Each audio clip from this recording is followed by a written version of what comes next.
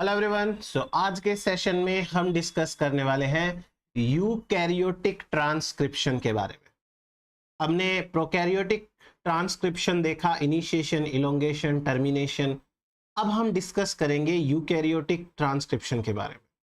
देखो, सबसे पहले तो हमें यह बात करनी है कि आखिर यूकैरियोट का जीन है वो कैसा होता है। हमने बात करी कि प्रोकैरियोट के अंदर जो जीन होता है वो पॉलीसिस्ट्रोनिक होता है, लेकिन यहाँ यूकैरियोट के अंदर जीन है वो मोनोसिस्ट्रोनिक होगा। प्रोकैरियोट का जो प्रमोटर होता है वो एक स्ट्रॉन्ग प्रमोटर होता है, उसके अंदर -10 बॉक्स होता है, -35 बॉक्स होता है, अप स्ट्रीम एलिमेंट्स होते हैं। लेकिन यहाँ पर कुछ दूसरे टाइप के एलिमेंट्स होंगे। फिर यूकैरियोट के अंदर 3 अलग टाइप के आरएनए पॉलीमरेजेस होंगे, वो अलग तरीके के आरएनए बनाएंगे, और प्रोकैरियोट में एक ही पॉलीमरेज था, वही सब कुछ कर रहा था। हमने ये देखा था कि प्रोकैरियोट को अपने आरएनए पॉलीमरेज के साथ में केवल एक सिग्मा फैक्टर चाहिए, इसके अलावा तो कुछ नहीं चाहिए। लेकिन यूकैरियोट को देखेंगे, आरएनए पॉलीमरेज के साथ बहुत सारे ट्रांसक्रिप्शन फैक्टर्स चाहिए। तो अपन धीरे धीरे करके एक एक चीज करके समझेंगे। आपको मैं स्टेप बाय स्टेप बताऊंगा। एक बार के लिए आपको कॉम्प्लिकेटेड लग सकती है चीजें, बट आप जब पढ़ेंगे बहुत इजी लगेगी। देखिए, सबसे पहले बात करते हैं यूकैरियोटिक जीन के बारे में। एक यूकैरियोटिक जीन है, उसकी स्ट्रक्चर कैसी होती है। कोई भी यूकैरियोटिक जीन होगा तो उस यूकैरियोटिक जीन के अंदर एक तो है ओपन रीडिंग फ्रेम। ये ओपन रीडिंग फ्रेम हो गई यहां तक की। तो फिर ओपन रीडिंग फ्रेम हो गई। ओपन रीडिंग फ्रेम जो है वो वाला डीएनए पार्ट होता है जिसका एमआरएनए बनता है। अब प्रोकैरियोट और यूकैरियोट की ओपन रीडिंग फ्रेम को यदि कंपेयर करेंगे तो एक बहुत बड़ा डिफरेंस समझ में आता है। यूकैरियोट की ओपन रीडिंग फ्रेम में कुछ ऐसे सीक्वेंसेस होते हैं जिनके अंदर जेनेटिक इंफॉर्मेशन नहीं है, इन्हें कहते हैं इंट्रॉन्स। और कुछ ऐसे सीक्वेंसेस होते हैं जिनमें जेनेटिक इंफॉर्मेशन होती है, इन्हें कहते हैं एक्सॉन्स।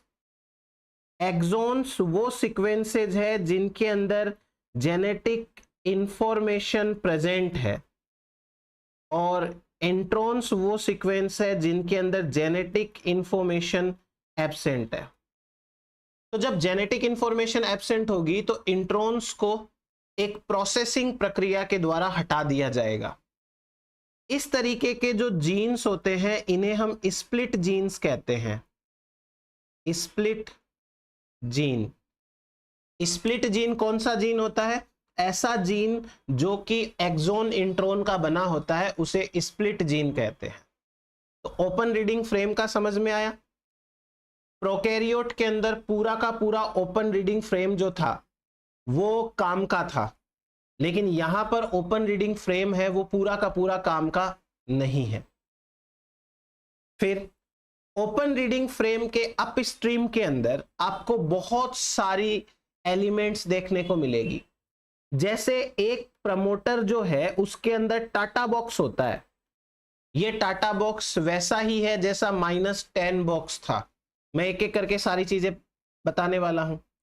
इस प्रमोटर के साथ में बहुत सारे एलिमेंट्स होते हैं जिनको रेगुलेटरी एलिमेंट्स बोलते हैं। कंट्रोल एलिमेंट्स बोल दीजिए या फिर रेगुलेटरी एलिमेंट्स बोल दीजिए। देन उसके बाद में जो और दूर जाएंगे तो कुछ और रेगुलेटरी एलिमेंट्स होते हैं जैसे एनहांसर या साइलेंसर। अब इनके नाम से समझो। एनहांसर का मतलब एनहांस करना, बढ़ाना। ये वो डीएनए एलिमेंट्स हैं जिनके ऊपर एक्टिवेटर्स बाइंड करते हैं। कौन बाइंड करते हैं? एक्टिवेटर्स। तो एनहांसर्स वो सीक्वेंस होते हैं जहां एक्टिवेटर बाइंड करते हैं, तो ये एक्टिवेटर बाइंडिंग सीक्वेंसेस होते हैं, सीक्वेंसेस। और साइलेंसर नाम से स्पष्ट है, ये साइलेंट कर देगा ट्रांसक्रिप्शन को, यानी कि यहां पर इनहिबिटर्स हैं वो बाइंड होते हैं। तो इनहिबिटर बाइंडिंग सीक्वेंस होगा ये, इनहिबिटर बाइंडिंग सीक्वेंस। तो इस प्रकार से ये एक्टिवेटर इनहिबिटर का काम हो गया। अब यदि हम डाउन स्ट्रीम में जाएं, ओपन रीडिंग फ्रेम के डाउन स्ट्रीम में, तो यहां पर भी रेगुलेटरी एलिमेंट्स होते हैं। ये रेगुलेटरी एलिमेंट्स फिर से एनहांसर या साइलेंसर हो सकते हैं। एक टर्मिनेटर का होना जरूरी है। जैसे प्रोकैरियोट के अंदर एक पॉली यू वाला सीक्वेंस था ना, यू यू यू, वो टर्मिनेशन में काम आ रहा था। वैसे ही यहां पर जो है वो एक अलग सीक्वेंस प्रेजेंट होता है, वो पॉली ए सिग्नल का सीक्वेंस है। बता दूंगा सब आराम से, सारी चीजें अपन धीरे धीरे करके समझते चले जाएंगे। तो ये तो एक बार जीन की बेसिक स्ट्रक्चर हो गई। अब उसके बाद में यूकैरियोटिक आरएनए पॉलीमरेजेज समझो कितने टाइप के होते हैं। एनिमल्स के अंदर 3 टाइप के होते हैं, पॉलीमरेज 1, 2 एंड 3। प्लांट्स के अंदर 5 टाइप के होते हैं, 4 एंड 5 भी होता है। अब ये जो पॉलीमरेज 1 है वो कौन कौन से आरएनए बनाता है?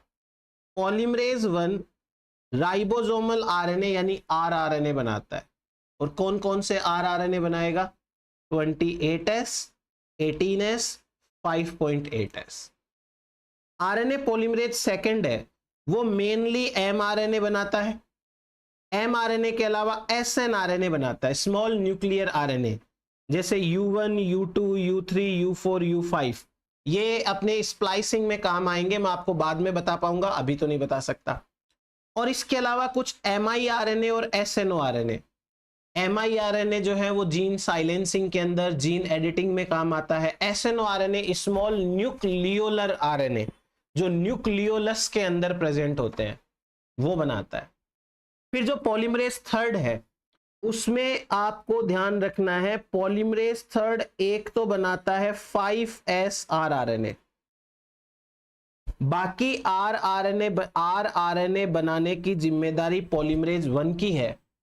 बट पॉलीमरेज 1 5S आरआरएनए को छोड़ के बाकी सारे आरआरएनए बनाता है। पॉलीमरेज 1 है वो 5S नहीं बनाता, 5S आरआरएनए थर्ड बनाता है। इसके अलावा third is well known for tRNA, ये टीआरएनए बनाता है।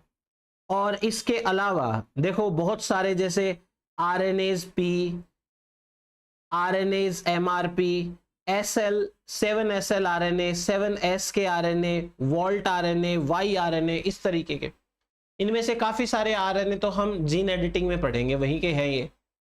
और प्लांट्स वाले जो 4 एंड 5 है वो स्मॉल आरएनए बनाते हैं, जो कि जीन साइलेंसिंग के अंदर काम आते हैं। तो आपको ये वाली टेबल जो है वो थोड़ी सी याद करनी चाहिए। अब बताता हूं मैं आपको एक इंपॉर्टेंट केमिकल जिसका नाम है अल्फा एमानिटीन। अल्फा एमानिटीन क्या है? अल्फा एमानिटीन एक फंगल टॉक्सिन है,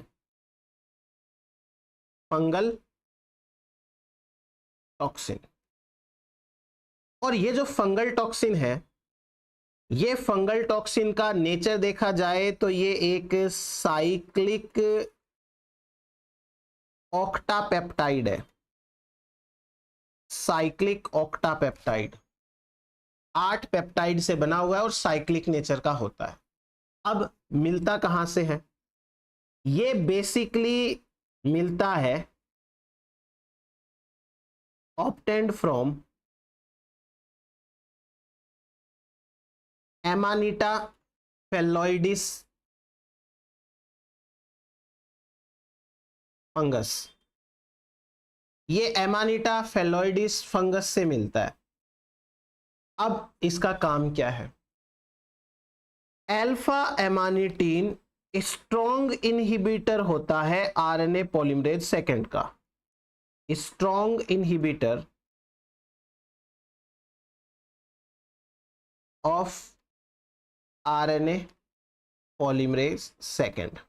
और आरएनए पॉलीमरेज सेकंड क्या बनाता है? एमआरएनए। एमआरएनए से प्रोटीन बनते हैं। अगर मैं आपको एक बार इन जनरल बताऊं कि जैसे आरएनए पॉलीमरेज 1 है या आरएनए पॉलीमरेज 2 है और आरएनए पॉलीमरेज 3 है, 3 आरएनए हो गए अपने पास पॉलीमरेज। इन तीनों में से जो एमानिटीन की सेंसिटिविटी है, सेंसिटिविटी टू अल्फा एमानिटीन, जो आरएनए पॉलीमरेज सेकंड है उसके लिए तो वेरी स्ट्रॉन्ग है, वेरी स्ट्रॉन्ग, और आरएनए पॉलीमरेज थर्ड के लिए वेरी वीक है, मतलब इसको भी करता है ये इनहिबिट पर बहुत कम करता है, और फर्स्ट को तो बिल्कुल भी नहीं करता, नो कोई सेंसिटिविटी नहीं है आरएनए पॉलीमरेज सेकंड को, सॉरी फर्स्ट के लिए कोई सेंसिटिविटी नहीं होती है। अब मैं आपको एक छोटी सी कहानी सुनाता हूं इस अल्फा एमानिटीन के सेंस में। देखो पुराने जमाने में क्या होता था, राजा महाराजा होते थे और उनकी एक से ज्यादा रानियां होती थी, ठीक है। अब रूल ये होता था कि जो सबसे बड़ी रानी है उसका जो सबसे बड़ा बेटा है वो राजा बनेगा, और इस चीज को लेकर के दूसरी रानियां हैं वो जेलस रहती थी, कुछ जेलस नहीं होती थी तो उनके कान भर दिए जाते थे, उनको भड़का देते थे, ठीक है। तो अब बात यह है कि भाई राजा को मारना है या बड़ी रानी को मारना है या बड़ी रानी के बेटे को मारना है, तो एक टारगेट सेट कर लिया जाता था कि हमें इसको मारना है।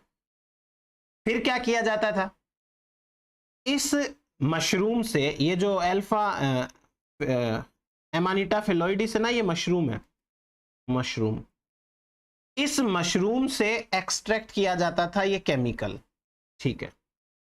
फिर एक किताब बनाई जाती थी और उस किताब के अंदर जिसको मारना था उसकी तारीफ लिखी जाती थी, आप महान हो, आपने ये किया, आप जैसा पैदा नहीं हुआ, ऐसे ऐसे करके खूब बढ़िया सी उसकी तारीफ की किताब लिखी जाती थी।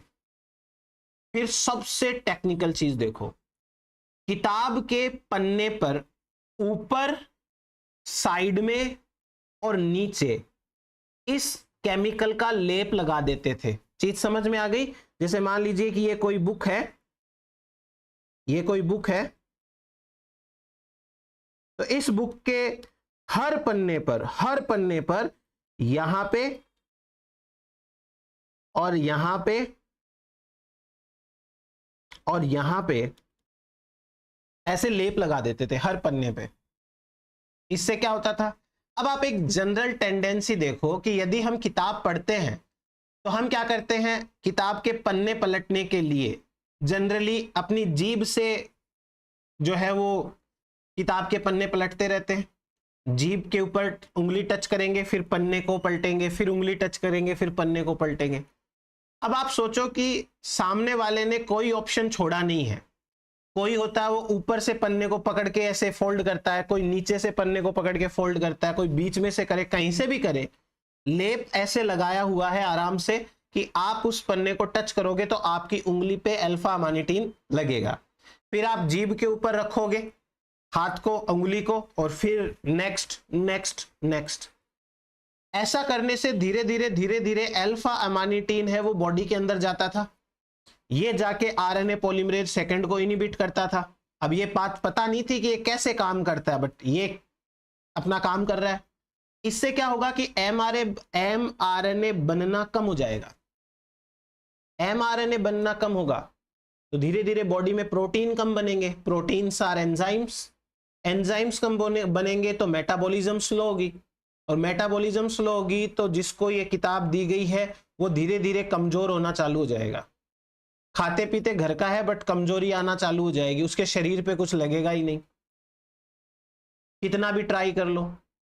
अगर एक किताब पूरी होने तक वो नहीं मरेगा तो उसके तारीफ में दूसरी किताब लिखी जाएगी, भाई मारना तो है उसको।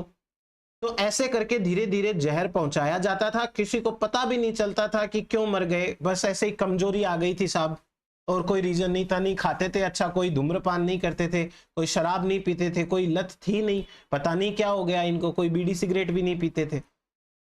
ये कितना स्मार्ट तरीका था पहले के टाइम पे। चलिए आपको ये स्टोरी रियल है, मतलब स्टोरी बताने के पीछे का पर्पस था कि इसके काम करने की टेक्निक कितनी अच्छी थी। अब वापस आ जाते हैं अपने सब्जेक्ट के ऊपर, अपन जनरल स्कीम की बात करते हैं एक बार, है ना। तो तो देखो यूकैरियोट्स के अंदर ट्रांसक्रिप्शन कराने के लिए क्या क्या जरूरत है। सबसे पहले तो मान लो ये कोई यूकैरियोटिक जीन है, इस जीन का ये प्रमोटर है जिसमें टाटा बॉक्स है। इसके अलावा बहुत सारे रेगुलेटरी सीक्वेंसेस है। रेगुलेटरी सीक्वेंसेस दोनों तरफ होते हैं, यहां से +1 है, यहां पर भी रेगुलेटरी सीक्वेंसेस है, डाउन स्ट्रीम में भी होते हैं, अप स्ट्रीम में भी होते हैं। यूकैरियोट का प्रमोटर बताऊंगा अभी कितना कॉम्प्लेक्स प्रमोटर होता है, देखना। होगा क्या, सबसे पहले ट्रांसक्रिप्शन फैक्टर चाहिए। क्या चाहिए सबसे पहले? Transcription factors. अब शॉर्ट में इनको TF लिखेंगे, ट्रांसक्रिप्शन फैक्टर्स। ट्रांसक्रिप्शन फैक्टर्स आएंगे, फिर RNA पॉलीमरेज आएगा। RNA पॉलीमरेज आएगा, उसके बाद में इनिशिएशन होगा, फिर उसके बाद में इलोंगेशन होगा, फिर उसके बाद में टर्मिनेशन होगा। और अब जो RNA बना है वो इमैच्योर RNA है, चाहे वो rRNA हो, चाहे वो tRNA हो, चाहे वो mRNA हो। इस RNA को एक प्रोसेसिंग नाम की प्रक्रिया से गुजारा जाएगा और प्रोसेसिंग से गुजरने के बाद में बनेगा मैच्योर RNA। ये हो गया हमारे पास में एक जनरल सी स्कीम। बट मैंने जो आपको ये वाली स्कीम बताई है ना, ये इतनी ज्यादा कॉम्प्लिकेटेड होती है, इसके अंदर इतने सारे फैक्टर्स होते हैं, इसमें इतने ज्यादा स्ट्रक्चरल चेंजेस आते हैं, याद करना थोड़ा सा टीडीएस है, पर अपन करेंगे याद, सब कुछ हो जाएगा। अब आप समझो general structure of promoter. RNA polymerase second का प्रमोटर कैसा होता है, यानी कि वो सारे के सारे जीन जिनका ट्रांसक्रिप्शन RNA पॉलीमरेज सेकंड करेगा, उस सेकंड का प्रमोटर है, वो प्रमोटर कैसा होगा। मैं आपको सारी चीजें समझा दूंगा, आप जैसे अभी मैं समझा रहा हूं ना वैसे वैसे समझते जाओ। एक ट्रांसक्रिप्शन फैक्टर होता है जिसका नाम है ट्रांसक्रिप्शन फैक्टर सेकंड D। कुछ किताबें लिखती हैं कि ये 11 सब यूनिट का मिलके बनता है, और कुछ किताबें लिखती हैं ये 14 सब यूनिट्स का मिलके बनता है। 14 सब यूनिट्स, ठीक है।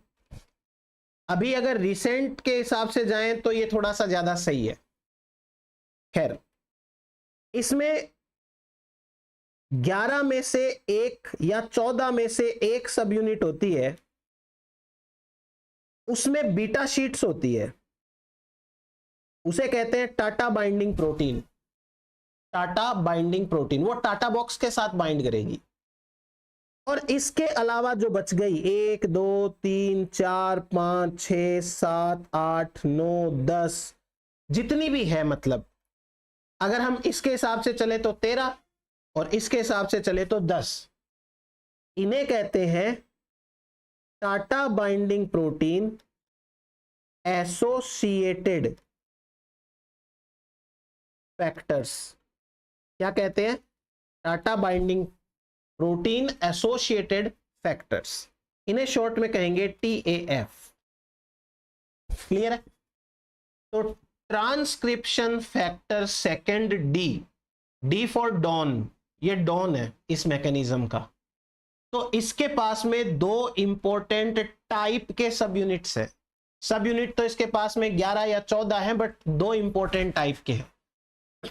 एक तो है TBP, टाटा बाइंडिंग प्रोटीन, और एक है Tata binding protein associated factors. अब सबसे पहले टाटा बाइंडिंग प्रोटीन आके जुड़ेगा टाटा बॉक्स के साथ में। ये ट्रांसक्रिप्शन फैक्टर सेकंड D का ही पार्ट है। तो टाटा बाइंडिंग प्रोटीन कहां जुड़ता है? टाटा बॉक्स से जुड़ता है। अब ये जो 11 सब यूनिट, 10 सब यूनिट और बच गई ना, जिसको TAF बोल रहे हैं, टैप्स, वो टैप्स कहां कहां जुड़ती है? इनिशिएटर से जुड़ती है, इनिशिएटर का मतलब जो +1 होगा। इसके अलावा वो जुड़ती है डाउन स्ट्रीम कंट्रोल एलिमेंट के साथ में, ये भी TAF है इन्हीं 10 में से। ये और जुड़ती है down stream control element second के साथ में, TAF। ये सब एक ही ट्रांसक्रिप्शन फैक्टर की यूनिट्स है, एक की ही, अलग अलग लिख दी। ये डाउन स्ट्रीम प्रमोटर एलिमेंट के साथ में भी जुड़ती है, TAF। तो मतलब आप देखो कि एक ही प्रोटीन है ट्रांसक्रिप्शन फैक्टर सेकंड D, और ये कहां कहां जुड़ता है, बड़ा सा प्रोटीन है तो बहुत जगह एक साथ ये जुड़ सकता है। क्लियर हुआ ये? तो ये ट्रांसक्रिप्शन फैक्टर सेकंड D है, वो इनिशिएटर से जुड़ेगा। इनिशिएटर बोले तो +1, उल्टा जाओगे तो -1 -2, आगे जाओगे तो +2 +3 +4 आएगा। अच्छा, एक बॉक्स है या एक सीक्वेंस है जिसका नाम है टाटा बॉक्स, ये मैं आपको बाद में बता दूंगा, इसका सीक्वेंस याद कर। एक बॉक्स है BRE, BRE का फुल फॉर्म होता है ट्रांसक्रिप्शन फैक्टर सेकंड B।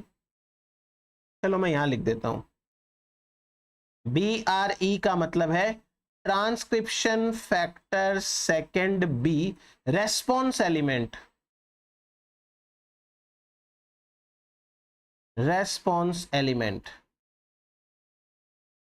तो इसे शॉर्ट में कहते हैं BRE। Transcription factor second B है, वो इससे जुड़ता है BRE के साथ में। ठीक है, और देख लेंगे कहां कहां जुड़ेगा।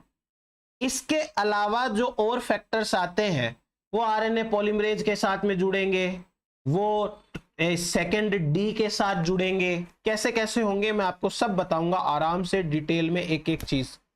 प्रमोटर समझो, वहां का प्रमोटर सिंपल था, उसमें -10 सीक्वेंस था, -35 सीक्वेंस था, जोर मार के अपस्ट्रीम एलिमेंट थे। यहां पे टाटा बॉक्स है, टाटा बॉक्स के अलावा BRE एलिमेंट्स हैं, डाउन स्ट्रीम प्रमोटर एलिमेंट है, डाउन स्ट्रीम कंट्रोल एलिमेंट है, GC बॉक्स है, कैट बॉक्स है, बहुत सारी चीजें हैं। इसमें जो डाउन स्ट्रीम प्रमोटिंग एलिमेंट है ना, यहां इसके जस्ट ऊपर, मतलब इसके जस्ट अपस्ट्रीम में यहां एक और सीक्वेंस होता है। इस सीक्वेंस का नाम है, जो कि यहां पे रिप्रेजेंट इन्होंने किया नहीं, मोटिफ 10 एलिमेंट, इसका नाम है MTE, इसका नाम है मोटिफ 10 एलिमेंट। ये मोटिफ 10 एलिमेंट है, ये प्रेजेंट होता है DPE के जस्ट ऊपर। DPE का मतलब है डाउन स्ट्रीम प्रमोटर एलिमेंट। चलो इसके फुल फॉर्म्स वगैरह सब आएंगे बाद में, तो टाइम वेस्ट नहीं करते हैं अपन। ये प्रमोटर की शक्ल होती है, इतने सारे सीक्वेंसेस होते हैं प्रमोटर के अंदर। तो कैसे काम करते हैं आइए बात करते हैं। देखिए, वेरी फर्स्ट ऑफ ऑल जो प्रमोटर होता है इसके दो पार्ट्स होते हैं। प्रमोटर के दो पार्ट्स होते हैं। पहला पार्ट है, इसको बोलते हैं कोर प्रमोटर, कोर प्रमोटर यानी कि मेन प्रमोटर। और जो दूसरा पार्ट है इसको बोलते हैं प्रॉक्सिमल प्रमोटर, प्रॉक्सिमल प्रमोटर। अच्छा, ये मत सोचना कि ये प्रमोटर के टाइप्स है, ये पार्ट्स हैं। प्रॉक्सिमल प्रमोटर, क्लियर हो गया ये चीज। अब कोर प्रमोटर के अंदर कौन कौन आएगा? कोर प्रमोटर 40 से 60 न्यूक्लियोटाइड का होता है, 40 से 60 न्यूक्लियोटाइड का। और ये कोर प्रमोटर के अप स्ट्रीम में प्रॉक्सिमल प्रमोटर होता है, present in upstream to core promoter. ये कोर प्रमोटर के अप स्ट्रीम में प्रेजेंट होता है। कोर प्रमोटर में कौन कौन आएगा ये देखो। कोर प्रमोटर के अंदर 4 टाइप के एलिमेंट्स आते हैं। पहला एलिमेंट है transcription factor, second B recognition element. मैंने रेस्पॉन्स एलिमेंट बोल दिया था, ये रिकॉग्निशन एलिमेंट है। कहाँ प्रेजेंट है वो डायग्राम में दे रखा है। उसके बाद में नेक्स्ट है टाटा बॉक्स या टाटा एलिमेंट। उसके बाद में इनिशिएटर, जो +1 होता है उसको इनिशिएटर बोलते हैं, +1 वाला वो सीक्वेंस है। और down stream promoter element DPE। Down stream promoter element के अंदर एक तो आएगा down stream promoter element. DEC का मतलब क्या है? इसका मतलब है डाउन स्ट्रीम कंट्रोल एलिमेंट।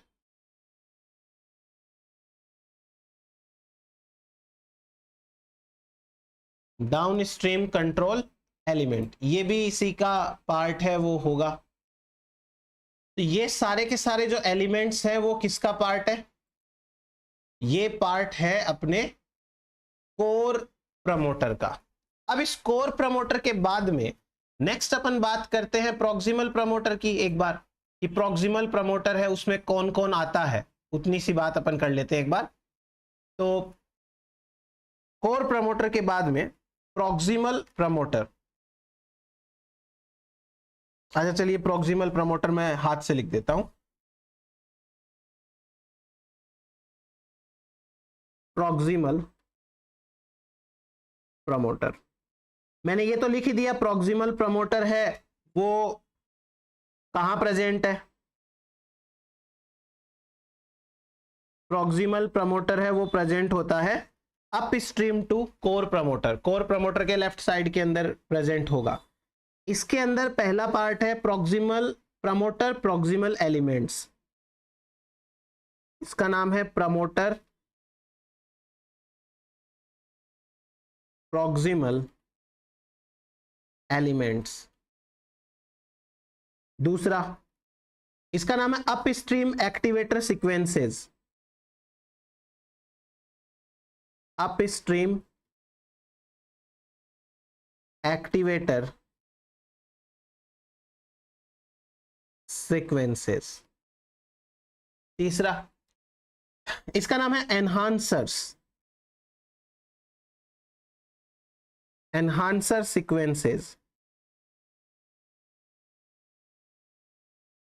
और चौथा इसका नाम है साइलेंसर। फिर इसका नाम है बाउंड्री एलिमेंट्स। नाम सुना सुना सा लग रहा है, बाउंड्री एलिमेंट्स। फिर उसके बाद में इंसुलेटर्स, ये बाद में बताऊंगा। तो भाई कुल मिलाकर के ये प्रॉक्सिमल प्रमोटर के अंदर आते हैं सारे के सारे। अब उसके बाद में अपन बात करते हैं एक बार टाटा बॉक्स के बारे में। टाटा बॉक्स क्या होता है, इसके क्या क्या इंपॉर्टेंट कैरेक्टर्स होते हैं। बेसिकली टाटा बॉक्स है वो प्रेजेंट होता है -26 से लेके -31 तक, ये पोजीशन होती है। तो +1 से उल्टा चल लो, आप पहुंच जाओगे टाटा बॉक्स के ऊपर। जो टाटा बॉक्स है इसका सीक्वेंस 2 पॉसिबल हो सकता है। एक सीक्वेंस में पहले टी होगा, दूसरे जगह पे टी होगा, फिर दूसरा ए होगा दोनों के अंदर, फिर तीसरा टी होगा दोनों के अंदर, फिर चौथा ए होगा। यहां तक तो कहानी ठीक है। अब एक के अंदर तो ये ए हो सकता है, दूसरे में ये टी हो सकता है। फिर उसके बाद में एक के दोनों के अंदर ए होगा, ए होगा। फिर एक के अंदर ये ए हो सकता है, एक के अंदर ये जी हो सकता है। तो इन दोनों में से कोई एक सीक्वेंस है वो टाटा बॉक्स का सीक्वेंस होता है। अब आप जरा अपने आप को ये बताएं कि क्या ये कंजर्व्ड सीक्वेंस कहलाएगा या कॉन्सेंसस सीक्वेंस कहलाएगा। कंजर्व्ड सीक्वेंस का मतलब होता है एग्जैक्ट वो का वो, और कॉन्सेंसस का मतलब होता है कि nearly same.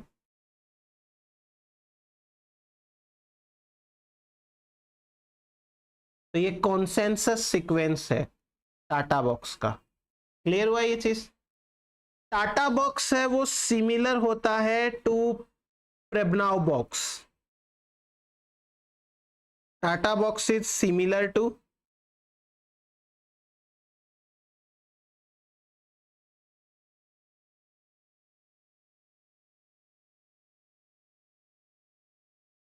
प्रेबनाउ box.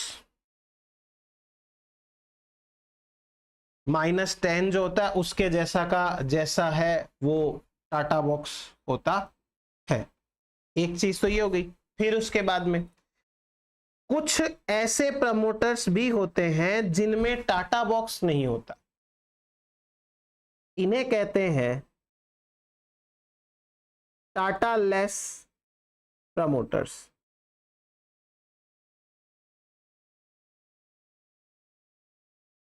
Tata less promoters. TATA less promoters हैं वो कौन से होते हैं? टाटा लेस प्रमोटर दो टाइप के होते हैं जिनमें टाटा बॉक्स नहीं होता, these are TATA box promoters. एक तो ये पाए जाते हैं हाउस कीपिंग जीन्स के अंदर, हाउस कीपिंग जीन्स। इनके अंदर हाउस कीपिंग जीन्स कौन से होते हैं? ऐसे जीन जिनका ट्रांसक्रिप्शन हमेशा चलता रहता है, इनका ट्रांसक्रिप्शन ऑलवेज ऑन, तो इन्हें कहते हैं हाउस कीपिंग। जैसे RNA जीन, RNA के जो जीन होते हैं वो इसी कैटेगरी के अंदर आते हैं अपने। दूसरे जो जीन्स हैं जिनमें प्रमोटर नहीं, ये टाटा बॉक्स है वो नहीं होगा, इसके अंदर आते हैं homeotic genes. Homeotic genes, homeotic genes कौन से जीन्स होते हैं? ऐसे जीन्स जो जरूरी होते हैं नीडेड फॉर अर्ली डेवलपमेंट या नीडेड फॉर डेवलपमेंट।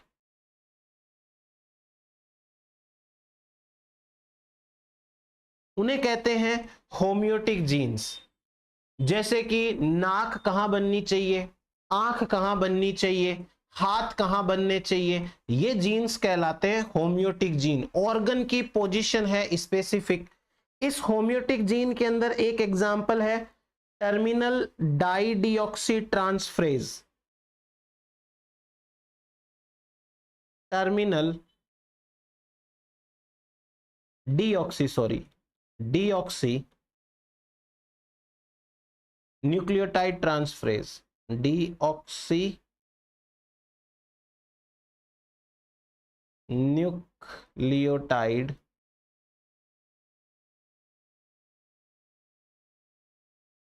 ट्रांसफरेज। तो ये जो जीन्स होते हैं, ये जीन्स होम्योटिक जीन की कैटेगरी के अंदर आता है। ये बी और टी लिम्फोसाइट बनती है तब इसकी जरूरत होती है। नेक्स्ट देखो, एक और बात मैं आपको एक्सप्लेन करता हूं, यहां पर नोट डाल के लिख लेंगे। क्या है ये बात? नोट। एक हमने पढ़ा टाटा बॉक्स, और एक होता है downstream promoter element. Downstream promoter element. कोई भी जीन ऐसा नहीं होता जिसमें ये दोनों एक साथ हो, या तो टाटा बॉक्स होगा या डाउनस्ट्रीम प्रमोटर एलिमेंट होगा, दोनों एक साथ नहीं होते हैं। तो TATA box and DPE both can not present together. ये दोनों एक साथ नहीं होते हैं, इन दोनों में से कोई एक होगा। चीज समझ में आई? ये नोट कर लीजिएगा। तो ये टाटा बॉक्स के बारे में हो गई बात। अब बात करते हैं अपन BRE, transcription factor second B को रिकॉग्नाइज करने वाला एलिमेंट। अब कईयों के दिमाग में ये चल रहा होगा कि ये ट्रांसक्रिप्शन फैक्टर बी क्या है, सेकंड का मतलब, सेकंड का मतलब तो हो गया RNA पॉलीमरेज सेकंड, और ये बी इसका नाम है। इन्हें जनरल ट्रांसक्रिप्शन फैक्टर्स बोलते हैं। मैं आपको सारी चीज बताने वाला हूं। तो देखो इस एलिमेंट के बारे में बात करते हैं, इसकी क्या क्या खास बातें हैं वो मैं आपको अच्छे से समझा देता हूं। सबसे पहले ये जो एलिमेंट है या सीक्वेंस है, it is present just upstream, just upstream to TATA box. ये टाटा बॉक्स के जस्ट अप स्ट्रीम होता है। जैसे टाटा बॉक्स -26 से -31 पे था ना, तो ये स्टार्ट होता है -32 टू -37। ये इसकी पोजीशन है। 31 के बाद में 32 से ये स्टार्ट माइनस में स्टार्ट हो जाता है। ये एक फैक्टर हो गया। अब इसका सीक्वेंस देखो, इसका सीक्वेंस भी दो तरीके का होता है, या तो जिसके अंदर जी होता है पहले या सी होता है, या जिसके अंदर दूसरा भी जी होता है दूसरा सी होता है, या फिर जिसके अंदर तीसरा भी जी होता है लेकिन इसके अंदर ए होता है, फिर सी जी सी सी, सी जी सी सी। तो वही बात, एक का डिफरेंस आ गया। कंजर्व्ड बोलेंगे या कॉन्सेंसस बोलेंगे? कॉन्सेंसस सीक्वेंस कहलाता है, ना कि कंजर्व्ड सीक्वेंस। तो ये हमारा बी रिकॉग्नाइजिंग एलिमेंट हो गया। अब इनिशिएटर की बात करते हैं। इनिशिएटर एलिमेंट है वो आरएनए सिंथेसिस साइट है। यहां से एक्चुअली आरएनए सिंथेसिस होता है। तो ये हो गया आरएनए सिंथेसिस साइट। ये समझ में आई? जहां अपन इसको +1 बोलते हैं ना, दैट सीक्वेंस, इसके आजू बाजू का सीक्वेंस। ये सीक्वेंस पोजीशन वाइज -2 टू +4 तक होता है। -2, -1, +1, +2, +3, +4, 6 न्यूक्लियोटाइड या 6 बेस पेयर लॉन्ग होता है ये सीक्वेंस। ये इनिशिएटर सीक्वेंस की बात हो गई। फिर इसके बाद में इसका जो सीक्वेंस है वो भी कंसेंसस होता है। जैसे जी सी ए, जी टी, टी सी, ये तो होता है ड्रोसोफिला के अंदर, ड्रोसोफिला। और दूसरी ड्रोसोफिला के अंदर ये हो सकता है जी सी ए और टी टी सी। नहीं, एक सेकंड, 1 2 3 4 5 6, 1 2 3 4 5 6, 1 2 3, दोनों मत लीजिए। दूसरा सीक्वेंस है जी सी ए, ये तो सेम होगा, जी इसकी जगह टी आ जाएगा, फिर एक टी कंफर्म आएगा ये। हाँ, तो ये होता है। अब इसमें सबसे इंपॉर्टेंट बात जो मुझे दिख रही है, ये है -2, ये है -1 और ये है +1 और ये भी है +1। इसका मतलब ये हुआ कि जो +1 होता है वो हमेशा एडेनिन होता है। आपको याद हो तो हमने प्रोकैरियोट वाले के अंदर भी देखा था, जो +1 पे था वो यही था, एडेनिन ही होता है।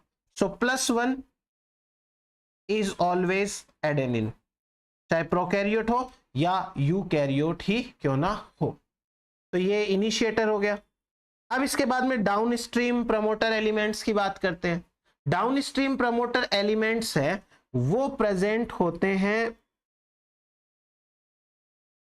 +28 टू +32। ये तो होता है डाउन स्ट्रीम प्रमोटर एलिमेंट। इसके अलावा 3 होते हैं control element, 3 down stream control element होते हैं। कौन कौन से होते हैं? एक तो होता है +6 से +12, एक होता है +17 से +23, एक होता है +31 से +33। मत याद करना, ठीक है, कोई बात नहीं, बट 3 होते हैं, ये तो याद करोगे। पहले वाले का सीक्वेंस ये होता है CTTC, दूसरे वाले का होता है CTGT, तीसरे वाले का होता है AGC। तो ये हो गया अपने पास में एक सिंपल सा डाउनस्ट्रीम प्रमोटर एलिमेंट। अब इसके बाद हम बात करते हैं, अच्छा डाउनस्ट्रीम कंट्रोल एलिमेंट मैंने बता दिया 3 टाइप्स होते हैं, वही है, इसको छोड़ दो, पीछे आ गया ना, ये आ गया, बस यही लिखना था। प्रॉक्सिमल प्रमोटर एलिमेंट की बात करते हैं। Proximal promoter elements are present upstream to the core promoter, और ये किस प्रकार से काम करते हैं वो भी बात कर लेते हैं। वैसे प्रॉक्सिमल के अंदर सबसे पहले अपन पढ़ेंगे एक जीसी बॉक्स। जीसी बॉक्स क्या होता है, कैसे काम करता है, सारा कुछ मैं आपको डिटेल में बता देता हूं। जीसी बॉक्स है वो 2 होते हैं, 2। एक तो प्रेजेंट होता है -47 से लेके -61 तक, समझ गए? और दूसरा होता है वो होता है -80 से लेके -105 तक का। ये पोजीशन के हिसाब से हो गई। जो पहला वाला जीसी बॉक्स है इसका सीक्वेंस होता है GGG, CGG, और दूसरे वाले का होता है CCG, CCC। तो कुल मिलाकर दोनों के अंदर जो कॉमन ये जीसी है, इसके कारण इसको जीसी बॉक्स कहते हैं। अब जीसी बॉक्स है उसका यूटिलाइजेशन क्या होता है? अच्छा ये तो हो गया, मतलब यूटिलाइजेशन बताता हूं। ये तो हो गए 2 जीसी बॉक्स, बट एक ऑर्गेनिज्म है जिसका नाम है SV40, ये वायरस है। इसके पास में 6 जीसी बॉक्स होते हैं, 6 जीसी बॉक्स होते हैं। एक फैक्टर है जिसका नाम है SP1, SP1 ट्रांसक्रिप्शन फैक्टर। ये ट्रांसक्रिप्शन फैक्टर बाइंड करता है जीसी बॉक्स के साथ में, बाइंड जीसी बॉक्स। और जब ये ट्रांसक्रिप्शन फैक्टर जीसी बॉक्स के साथ में बाइंड करेगा तो ट्रांसक्रिप्शन प्रमोट होगा। अब मैं शॉर्ट में ट्रांसक्रिप्शन को ये लिख दूं TRC, देखो ट्रांसक्रिप्शन, इसको मैं शॉर्ट में लिखूंगा TRC, इसकी पावर n, मतलब ट्रांसक्रिप्शन है इसका मतलब, समझ जाना। तो ट्रांसक्रिप्शन है वो प्रमोट हो जाता है इससे। तो ये जीसी बॉक्स का काम है। कहां प्रेजेंट है, लोकेशन भी बता दी। आपको एग्जैक्ट लोकेशन याद रखने की जरूरत नहीं है, ना सीक्वेंस याद रखने का जरूरत है, आपको बस काम करना। और ये तो देखो इंपॉर्टेंट हो गया, SP1 ट्रांसक्रिप्शन फैक्टर कौन सा बाइंड हो रहा है वो आपको जरूर याद करना है। फिर देखो एक बात अपन पढ़ते हैं, कैट बॉक्स। कैट बॉक्स क्या होता है? कैट बॉक्स है वो भी एक जीसी बॉक्स के जैसा सा एलिमेंट है। इसका सीक्वेंस होता है CCAAT, इसको कैट बॉक्स बोलते हैं। अब जो कैट बॉक्स है इसके साथ में एक ट्रांसक्रिप्शन फैक्टर जुड़ता है, ट्रांसक्रिप्शन फैक्टर CTF। CTF हो गया कैट बाइंडिंग ट्रांसक्रिप्शन फैक्टर, इसका मतलब हो गया CAAT बाइंडिंग ट्रांसक्रिप्शन फैक्टर। ये इसके साथ में जुड़ता है और इसके साथ में जुड़ेगा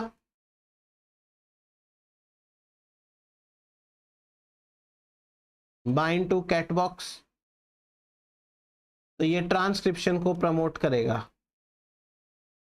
ट्रांसक्रिप्शन प्रमोट। तो ये हो गया अपने पास में सारे एलिमेंट्स के बारे में। देखो ज्यादातर तो मैंने जो है वो सिंपल तरीके से सारे बता दिए आपको, इतना तो कम से कम याद करना अपना बनता है, ये याद कीजिएगा। अब आता है RNA polymerase second. RNA polymerase second एक बहुत बड़ा सा कॉम्प्लिकेटेड होता है। जैसे आपको थोड़ा सा याद दिलाऊं, यदि मैं प्रोकैरियोटिक आरएनए पॉलीमरेज, तो प्रोकैरियोटिक आरएनए पॉलीमरेज के अंदर 2 तो अल्फा सब यूनिट थी, उनको ओमेगा ने जोड़ रखा था, फिर एक बीटा थी, एक बीटा प्राइम थी, ऐसे करके कुछ तो था ना। वैसे ही आरएनए पॉलीमरेज सेकंड जो है यूकैरियोट का, इसकी भी कुछ ना कुछ स्ट्रक्चर होती होगी। अब जैसे मैं बता रहा हूं वैसे आपको याद रखना है। फर्स्ट ऑफ ऑल यहां पे ह्यूमन एंड यीस्ट के आरएनए पॉलीमरेज सेकंड के यूनिट्स दे रखे हैं, आप इतना डरने की जरूरत नहीं है, जितना मैं बता रहा हूं उतना आप करिएगा। H का मतलब है human, H H H human. RPB RNA polymerase B1, RNA polymerase B2, B3, ऐसे। ये जो सेकंड है ना, जब इसकी डिस्कवरी हुई थी तब इसका नाम B था, RNA polymerase B, RNA polymerase A, RNA polymerase C, ऐसे था, ABC था, फिर उसको 1 2 3 कर दिया। तो यूनिट्स के नाम है। 1 वाली जो यूनिट्स है वो सबसे लार्जेस्ट यूनिट है, लार्जेस्ट यूनिट। इसके तो कई सारे रोल होते हैं, इसका सबसे इंपॉर्टेंट रोल होता है इसका सीटीडी है, वो बहुत काम की चीज है। जैसे प्रोकैरियोट्स के अंदर जो अल्फा सब यूनिट होती है, उस अल्फा सब यूनिट का सीटीडी और एनटीडी काम का था ना, वैसे ही सीटीडी किसका काम का है, फर्स्ट वाली सब यूनिट का, RPB1 का। आगे कहीं पर भी सीटीडी लिखा है ना सिंपल, तो आप समझ जाना इस वाले सीटीडी की बात कर रहे हैं।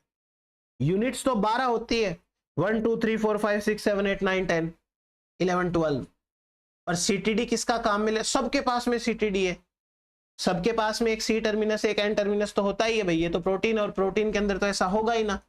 लेकिन आपको याद क्या करना है, किसका याद करना है, आपको याद करना है फर्स्ट वाले का। ये डीएनए से बाइंड होता है और इसके साथ क्या क्या होता है वो सब पढ़ेंगे अपन। और ये बाकी एक बार आप खाली नाम पढ़ के देख लेना, कुछ बाकी याद करने की जरूरत नहीं है इनको, मैं जितना बताऊं आप उतना याद करो, वही आपके लिए फायदेमंद होगा। चलो आगे बात करते हैं। थोड़ा सा कॉन्सेप्चुअल चीजें बता देता हूं। Very first of all, RBP1, RBP2, RBP3, ये जो 1 2 3 है ना, ये तीनों की तीनों के पास होती है एंजाइमेटिक एक्टिविटी, एंजाइमेटिक एक्टिविटी। जो आरएनए पॉलीमरेज एंजाइम है उसकी जो एंजाइमेटिक एक्टिविटी है वो इन तीनों के पास में होती है, तो इन तीन का रोल इंपॉर्टेंट हो गया। फिर उसके बाद दूसरा, ये बीटा प्राइम के समान है, ये बीटा के समान है, ये अल्फा के समान है, ये बात अपन ने पहले कर ली है प्रोकैरियोट वाले की। फिर उसके बाद में 5 सब यूनिट्स होती हैं, RPB,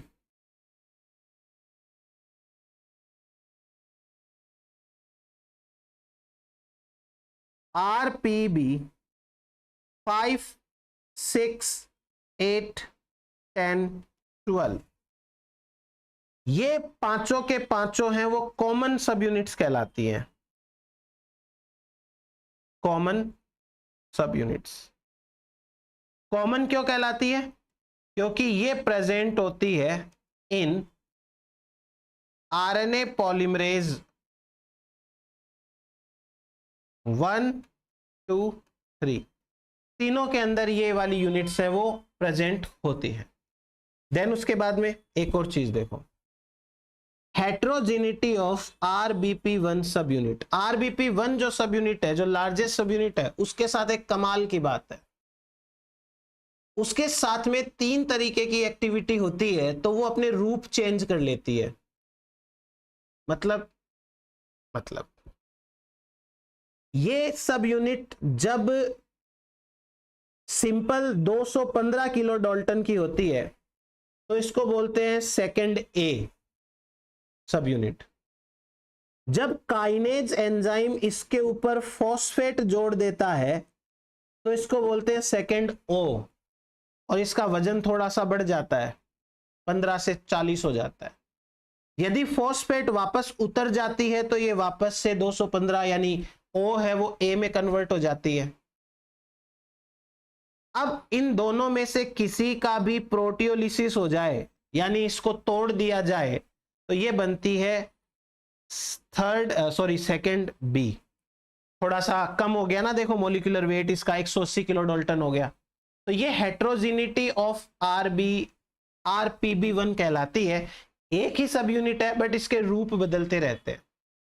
काइनेज हुआ, लगा तो ये ओ बन जाएगी, हटेगा काइनेज तो वापस ए बन जाएगी, और टूट गई तो बी बन जाएगी। एक सेकंड सी भी होती है और इसके पास में नो एंजाइमेटिक एक्टिविटी होती है, नो एंजाइमेटिक एक्टिविटी। ये फिजियोलॉजिकली इनएक्टिव होती है, फिजियोलॉजिकली इनएक्टिव यानी ये काम नहीं करती, बस ये है बट काम की कुछ भी नहीं है। तो ये थर्ड वाली जो होती है वो तो कोई काम की होती नहीं है। तो ये हुआ अपने पास में एक बार फिर इस आरपीबी1 के बारे में थोड़ी सी बातें। नेक्स्ट देखिए, जनरल ट्रांसक्रिप्शन फैक्टर्स कौन कौन से हैं। जनरल ट्रांसक्रिप्शन फैक्टर्स का मतलब हो गया transcription factor for polymerase second. अब आपको फिर से ये इतनी लंबी चौड़ी लिस्ट याद करने की जरूरत नहीं है। क्या क्या काम की बातें हैं वो मैं डिटेल में आपको बताऊंगा। आप ये देखें कि ये second A, second B, D, E, F, H, I, ये टी एफ सेकंड एस और एस थर्ड, ये सारे के सारे हैं।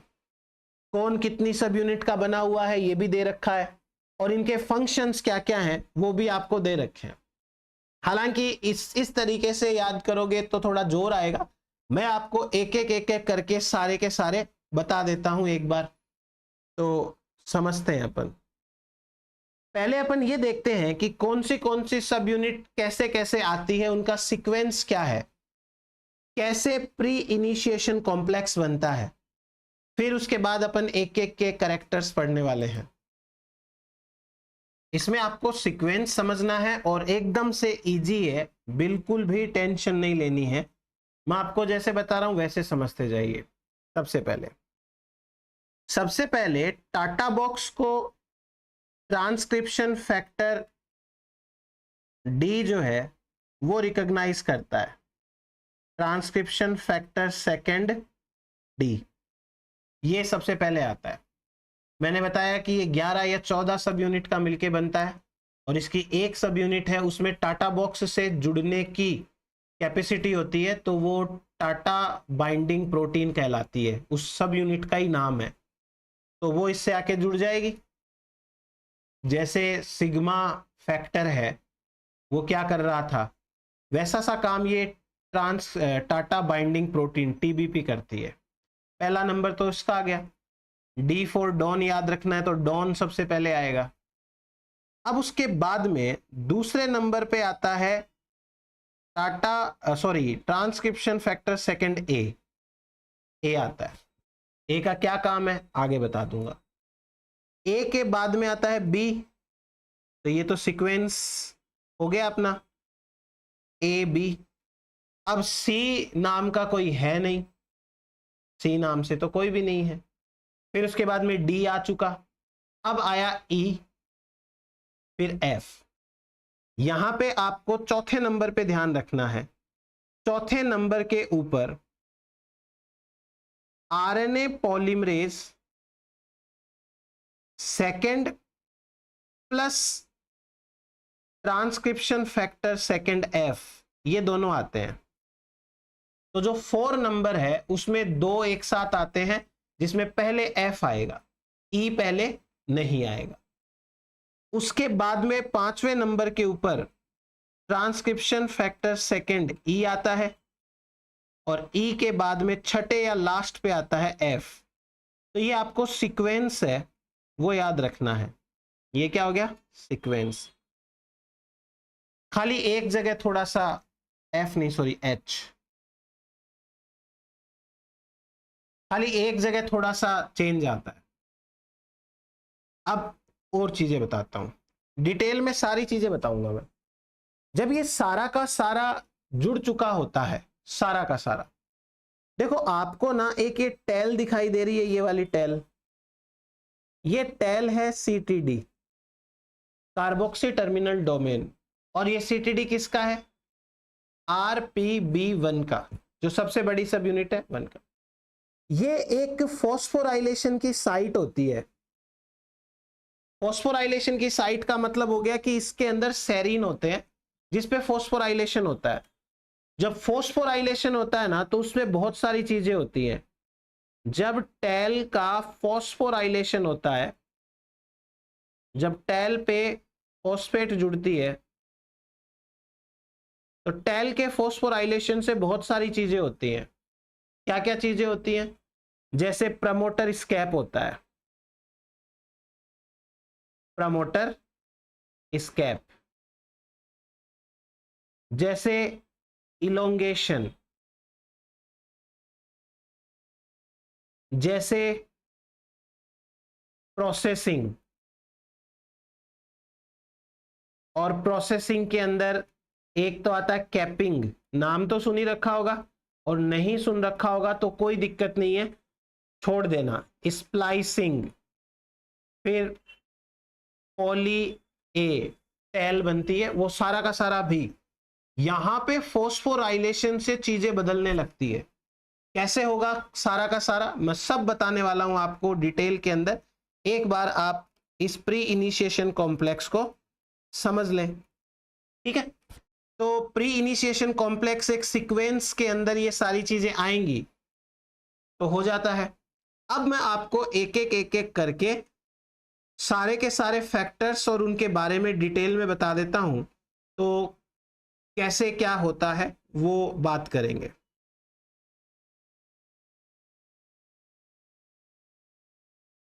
देखो सबसे पहले बात करते हैं अपन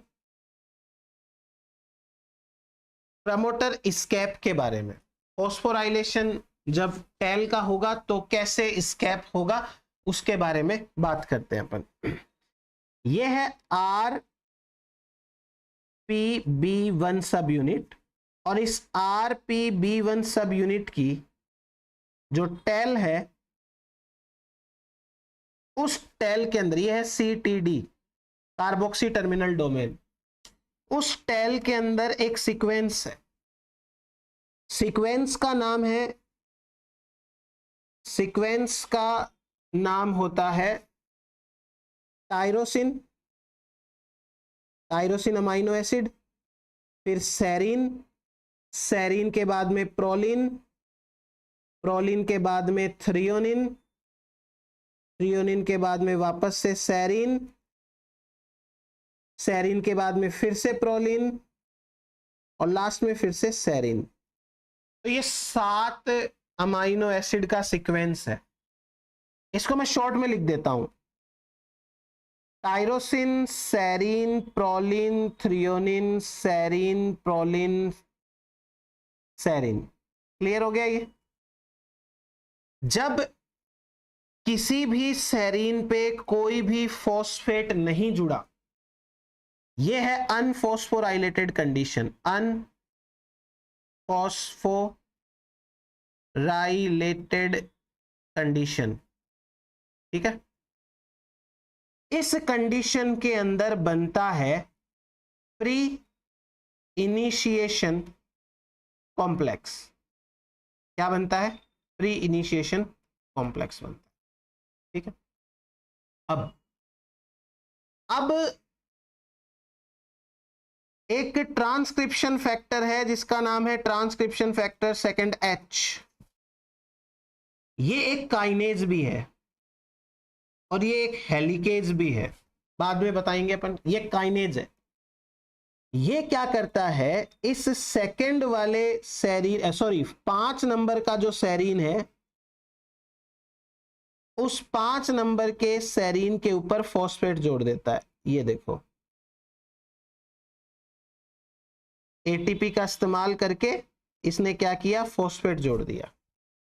जैसे ही 5 नंबर का सेरीन है उसके ऊपर फॉस्फेट जुड़ी, तो अब 2 काम होते हैं। 2 काम कौन कौन से होते हैं? एक तो होता है प्रमोटर स्कैप,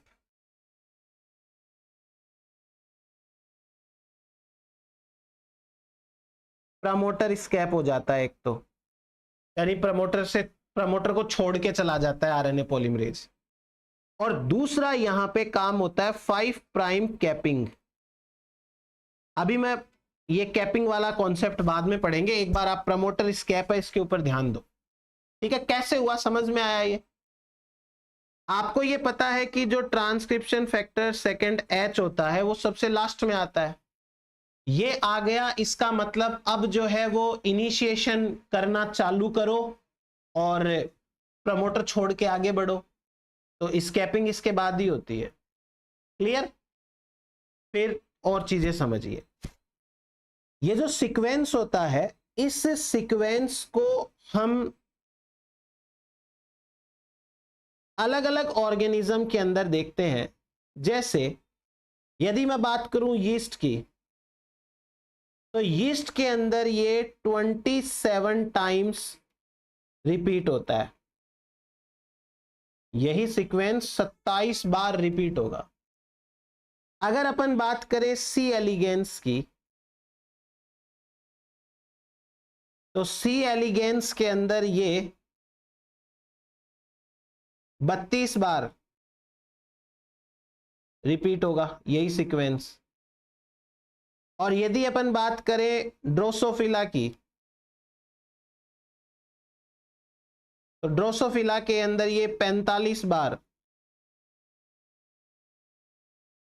रिपीट होगा। और यदि अपन बात करें ह्यूमन की, तो ह्यूमंस के अंदर ये 52 बार 52 टाइम्स रिपीट होता है। इतनी बार ये सीक्वेंस रिपीट होगा। क्लियर हुआ? और इसके जो 5 वाली पोजीशन है उनके ऊपर फॉस्फेट जुड़ेगा, तो फॉस्फेट से ऐसा होगा। अब एक बार थोड़ा सा आप सोच के देखो, यदि हम यीस्ट से लेकर के ह्यूमन की तरफ बढ़ रहे हैं तो रिपीट नंबर बढ़ रहा है।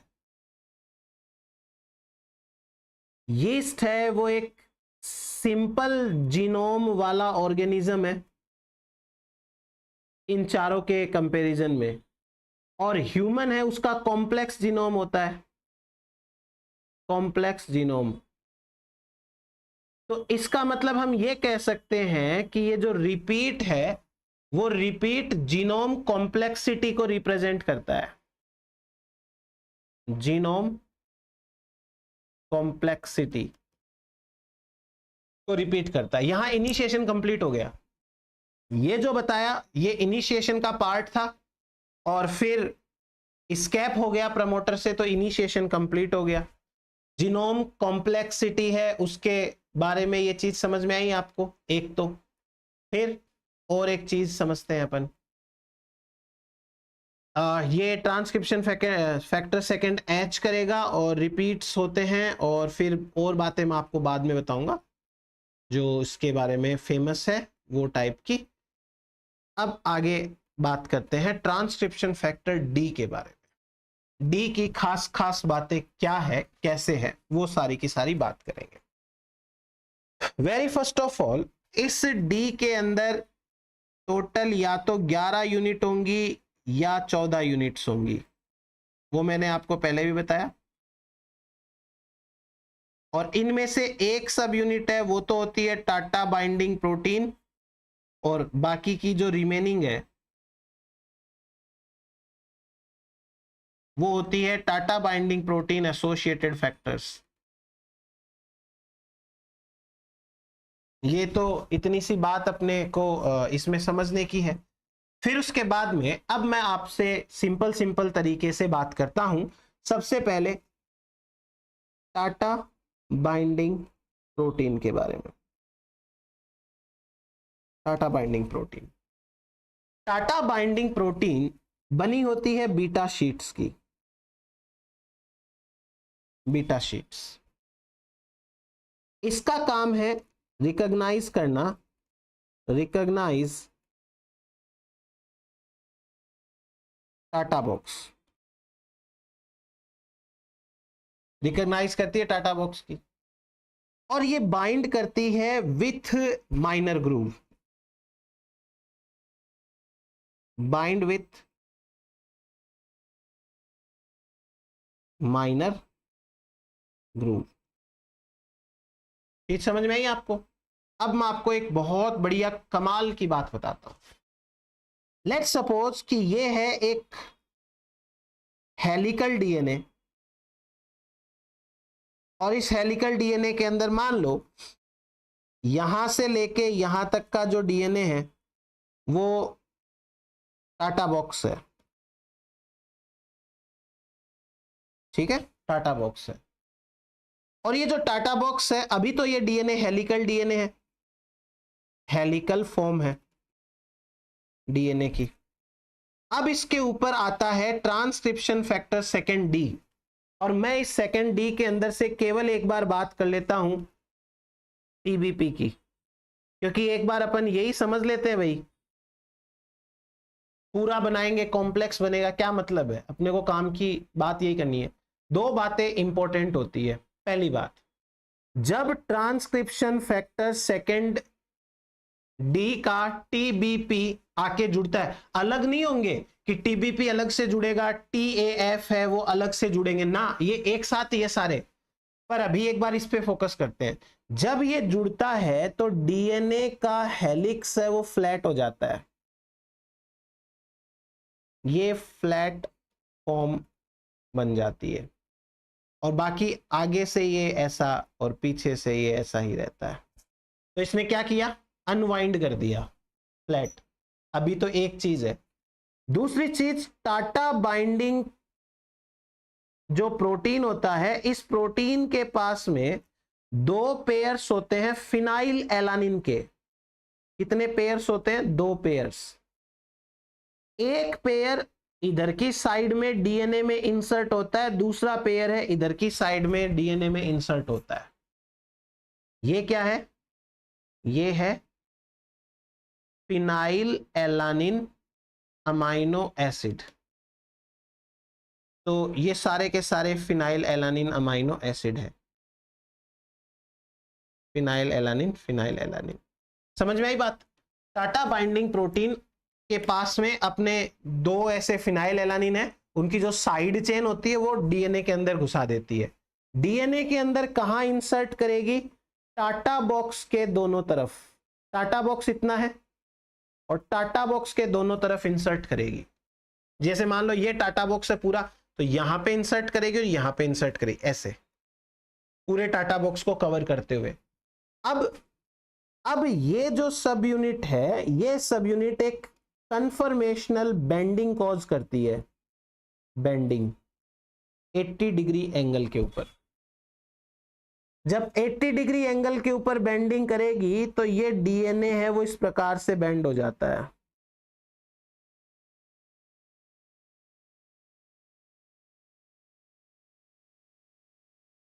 और जो टाटा बाइंडिंग प्रोटीन है, बस अपना काम एक बार के लिए तो लगभग खत्म। ये इसके फिनाइल एलानिन है वो जुड़े हुए हैं। तो टाटा बाइंडिंग प्रोटीन ने भैया इतना काम कर दिया है अपने पास में। ये एक सिंपल सी बात हो गई अपनी। फिर मैं फटाफट से बता देता हूं आपको। कोई बीटा शीट की बनी होती है, माइनर ग्रूव के साथ में बाइंड करती है, टाटा बॉक्स को रिकॉग्नाइज करती है, और ये माइनर ग्रूव के साथ में बाइंड करके फ्लैट फॉर्म बना देती है, अपने अमाइनो एसिड फिनाइल एलानिन को इंसर्ट कर लेती है, इंटरकैलेट करती है, फिर 80 डिग्री का जो है वो बैंड हो जाता है। बीटा इसकी और है क्या जगह, हाँ ठीक है, जो बीटा शीट्स होती हैं वो होती हैं। अब उसके बाद में और चीजें बताता हूं। देखो जनरली क्या होता है कि जो अदर ट्रांसक्रिप्शन फैक्टर होते हैं ना, जनरली अदर ट्रांसक्रिप्शन फैक्टर्स वो डीएनए के साथ में अल्फा हेलिक्स के साथ बाइंड करते हैं। Bind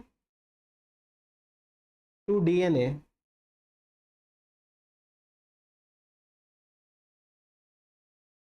with alpha helix.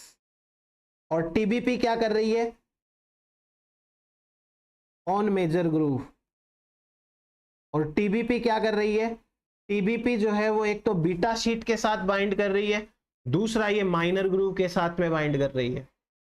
चीज समझ में आई? जनरली दूसरे फैक्टर्स ऐसे बाइंड करते हैं, टीबीपी है वो अलग से बाइंड करती है। अब उसके बाद जो टीबीपी है वो हाईली कंजर्व्ड है। TBP is highly conserved. Highly conserved है वो कैसे है? हाईली कंजर्व्ड इसलिए है क्योंकि टीबीपी के पास में जो जितने भी ऑर्गेनिजम्स होते हैं उनमें 80% आइडेंटिकल एमिनो एसिड सीक्वेंस होता है। Amino acid sequence. इस टीबीपी का जो सी टर्मिनल डोमेन है, सी टर्मिनस, उस सी टर्मिनस पे 180 अमाइनो एसिड्स हैं और ये सारे के सारे हाईली बेस नेचर के होते हैं, हाईली बेसिक। तो इनके अंदर मेनली कौन है? Lysine and arginine. DNA acidic nature का, ये बेसिक नेचर की है, इसलिए बहुत अच्छे से बाइंड होती है ये। तो ये टीबीपी के बारे में कुछ बातें हो गई। टीबीपी है वो आर्की बैक्टीरिया में भी प्रेजेंट है, प्रेजेंट इन आर्किया। ये भी एक अच्छी बात है कि ये आर्किया के अंदर भी प्रेजेंट होती है। ओके, सो टीबीपी को यूनिवर्सल ट्रांसक्रिप्शन फैक्टर बोलते हैं। टीबीपी को कहते हैं यूनिवर्सल बेसल ट्रांसक्रिप्शन फैक्टर। क्यों? क्योंकि ये प्रेजेंट होता है in all RNA polymerase transcription factors. यानी सारे के सारे जो आरएनए पॉलीमरेजेज होते हैं उनके ट्रांसक्रिप्शन फैक्टर्स के साथ में ये टीबीपी वाला तो होगा ही होगा। तो ये हुआ अपने पास में एक और सिंपल सा कॉन्सेप्ट टीबीपी के बारे में। अब अपन आते हैं एसोसिएटेड फैक्टर्स के बारे में।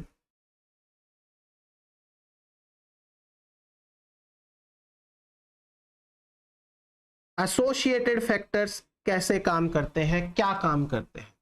देखो, एसोसिएटेड फैक्टर्स है वो अदर जो सीक्वेंसेस है उनको पहचानते हैं। आपको यदि याद हो तो मैंने आपको स्टार्टिंग के अंदर ये वाला जो डायग्राम बताया था, इसमें देखो मैंने कहां कहां पे बता रखा है। ये TAF, ये TAF, ये TAF, ये TAF, किस किस को पहचान रहे हैं, सबके ऊपर बनाया हुआ है ना। तो बस अपने को ये चीज यहां से याद रखनी है थोड़ी सी, कि बहुत सारों को ये पहचानने का काम करेंगे। फिर इसके बाद में इनका काम होता है दूसरे फैक्टर्स को भी प्रमोट करना, ट्रांसक्रिप्शन फैक्टर ए को बुलाना, बी को बुलाना, ऐसे उनके बीच में इंटरेक्शन करवाना। ये तो बहुत सारी यूनिट्स होती है, कोई सिंगल यूनिट तो है नहीं है, काम तो काफी है इसके। देखते हैं, एक एक करके बात करते हैं। ये एसोसिएटेड फैक्टर्स क्या करते हैं? ट्रांसक्रिप्शन स्टिमुलेशन करते हैं। ट्रांसक्रिप्शन स्टिमुलेशन, स्टिमुलेट करते हैं, ट्रांसक्रिप्शन को बढ़ाते हैं, वो तो ओबियस सी बात है। फिर उसके बाद में ट्रांसक्रिप्शन, सॉरी, ये TAF1 है एक। ये जो TAF1 है ये एक काइनेज होता है, ये काइनेज एक्टिविटी होती है और ये दो काम करता है। एक तो ये करता है ऑटोफॉस्फोराइलेशन, ऑटोफॉस्फोराइलेशन, अपने आप का फॉस्फोराइलेशन करता है। और ये ट्रांसक्रिप्शन फैक्टर सेकंड F है, उसका भी फॉस्फोराइलेशन करता है।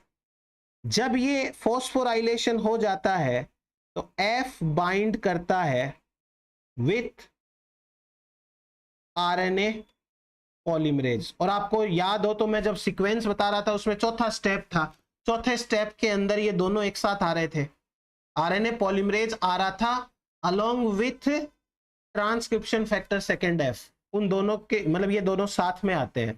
तो ये ट्रांसक्रिप्शन टीबीपी एसोसिएटेड फैक्टर 1 के काइनेज एक्टिविटी के कारण ऐसा होता है। इसका kinase activity also phosphorylate transcription factor second A and E but less efficiently, बहुत कम करता है बट कर लेता है। ओके, इसके बाद में और अपन बात करते हैं जो दो TAF होते हैं वो बाइंड करते हैं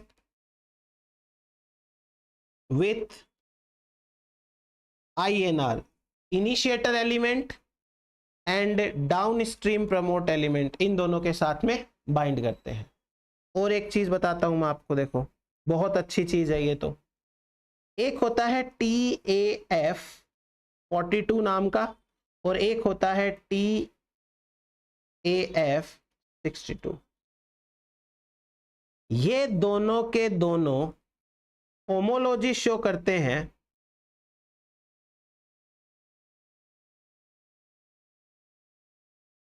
स्ट्रक्चर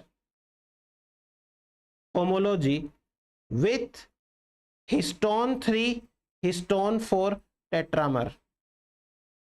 जैसे हिस्टोन 3 एंड हिस्टोन 4 का टेट्रामर बनता है, दो होते हैं H3, दो होते हैं H4, वैसे ही ये दो दो मिलकर के उनके जैसे के जैसे बन जाते हैं। तो हिस्टोन प्रोटीन के साथ में होमोलॉजी है वो शो करते हैं। ऑल्सो कुछ TAF ऐसे होते हैं are also present in SAGA complex of yeast. अब जरा दिमाग पे जोर डालिए कि ये SAGA कहां पढ़ा था। जब हम पढ़ रहे थे क्रोमेटिन रीमॉडलिंग के अंदर, जब हमने जीनोम ऑर्गेनाइजेशन पढ़ा था, तो उसके अंदर ये SAGA कॉम्प्लेक्स आता है यीस्ट का। ये है histone modification enzyme complex, histone modification enzyme complex. तो ये TAF है, वो इस तरीके से काम करते हैं। ऑल्सो देखो एक ये है अपना TBP मेन, इसके साथ में एक TAF जुड़ा है। TAF नाम तो देखो दे नहीं रखा था मैंने, खूब ढूंढने की कोशिश करी नहीं मिला। ये क्या करता है, ये TBP के ऊपर इस तरीके से एक अपना डोमेन रखता है। इसको बोलते हैं inhibitory flap, inhibitory flap, inhibitory flap. अगर ये जुड़ा रहेगा तो इसका मतलब होगा TBP अब बाइंड नहीं कर सकता DNA के साथ में। TBP कैन नॉट बाइंड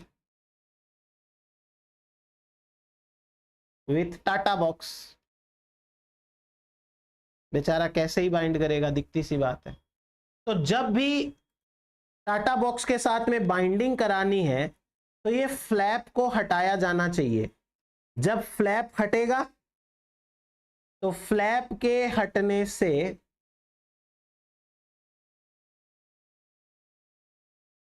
अब ये टाटा बॉक्स के ऊपर आराम से बाइंड हो सकता है।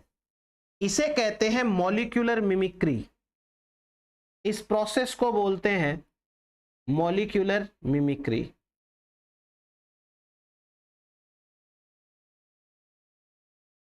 मॉलिक्यूलर मिमिक्री होता है। तो ये है अपने पास में ट्रांसक्रिप्शन फैक्टर सेकंड D और उस D के दो कंपोनेंट्स, उनके सारे बातें। अब नेक्स्ट पर आते हैं अपन transcription factor second A। Transcription factor second A A क्या करता है, कैसे करता है, उसके बारे में बात कर लेते हैं। जैसे ट्रांसक्रिप्शन फैक्टर ए क्या करेगा, एक तो ये स्टिमुलेट करता है या स्टेबलाइज करता है, stabilise transcription factor second D and DNA complex को। जब डीएनए के ऊपर डी फैक्टर आके जुड़ जाता है तो ए फैक्टर आता है, बाद में सेकंड नंबर पे एंट्री लेता है और ये इस कॉम्प्लेक्स को थोड़ा सा ये स्टेबलाइज कर देता है। इसके पास में 3 सब यूनिट होती है, ये 3 सब यूनिट्स का मिलके बनता है। फिर उसके बाद में अगर हम इन विट्रो ट्रांसक्रिप्शन करवा रहे हैं तो इसकी जरूरत नहीं होती है, इन विट्रो में ये नहीं चाहिए, not required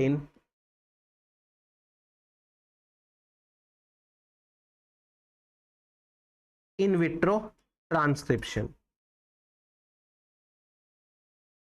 in vitro transcription के अंदर ये जरूरी नहीं होता है।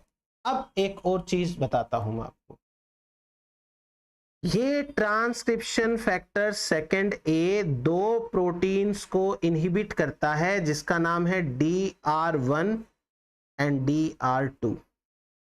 DR1 एंड DR2 क्या है, these are the inhibitory factors of TF second D। ये D के इनहिबिटरी है और A ने इनको ही इनहिबिट कर दिया। तो A क्या कर रहा है वो समझ में आया आप, A है वो इनहिबिटर्स को इनहिबिट कर रहा है, इससे ये D के लिए कंडीशंस को और फेवरेबल बना रहा है। तो ये हो गया अपने पास में सेकंड ए के बारे में, बस इतना सही है ये। अब बात करते हैं ट्रांसक्रिप्शन फैक्टर सेकंड बी के बारे में। बी के बारे में पहले कुछ बातें सुन लेते हैं, अपन बाद में लिखेंगे एक एक करके। जैसे पहली बात, ये एक सिंगल पॉलीपेप्टाइड चेन का बना है, एक ही होता है ये। अब यदि इन विट्रो कंडीशन है तब तो इसकी एंट्री सेकंड नंबर पे है क्योंकि वहां ए नहीं आएगा, और यदि इन विवो है तो फिर ये थर्ड नंबर पे आता है। तो पहली बात, ये सिंगल पॉलीपेप्टाइड होता है, सिंगल पॉलीपेप्टाइड। दूसरी बात, in vitro second number entry करता है और इन विवो थर्ड नंबर की एंट्री करता है। तो इस प्रकार से इसकी एंट्री है वो थोड़ा सा आपको समझ में आई। फिर BRE कॉम्प्लेक्स से जाके बाइंड करेगा, bind at BRE, TATA box के जस्ट ऊपर। टाटा बॉक्स के जस्ट ऊपर ये बाइंड कर रहा है, टाटा बॉक्स पे D बाइंड कर रहा है। तो ये क्या करता है, ये स्टेबलाइज करता है या प्रमोट करता है, ब्रिज बनाता है। एक तरफ तो है B, सेकंड B, एक तरफ है RNA पॉलीमरेज, इसके साथ में सेकंड F होगा, वो छोड़ दो एक बार, और यहां पे है TBP,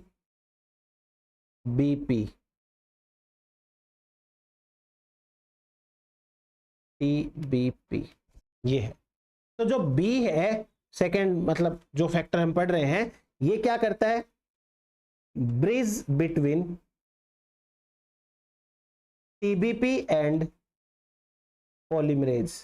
ये पॉलीमरेज और TBP दोनों के बीच में एक ब्रिज का काम करता है, उनको जोड़ने का काम कर रहा है। फिर उसके बाद में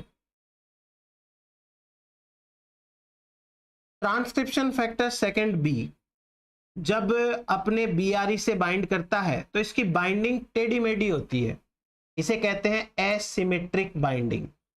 ये एसिमेट्रिक बाइंड हो रहा है तो बाकी के सारे जुड़ने वाले एसिमेट्रिक ही बाइंड होंगे। मेरे कहने का मतलब ऐसे समझो कि मान लो हम दीवार बना रहे हैं और गलती से कोई एक ईंट है अगर टेढ़ी रखी गई तो ऊपर की सारी दीवार थोड़ी सी टेढ़ी बनेगी, राइट। वैसा का वैसा सा काम यहां पे हो रहा है। क्या होता है, transcription factor second B binds एसिमेट्रिकली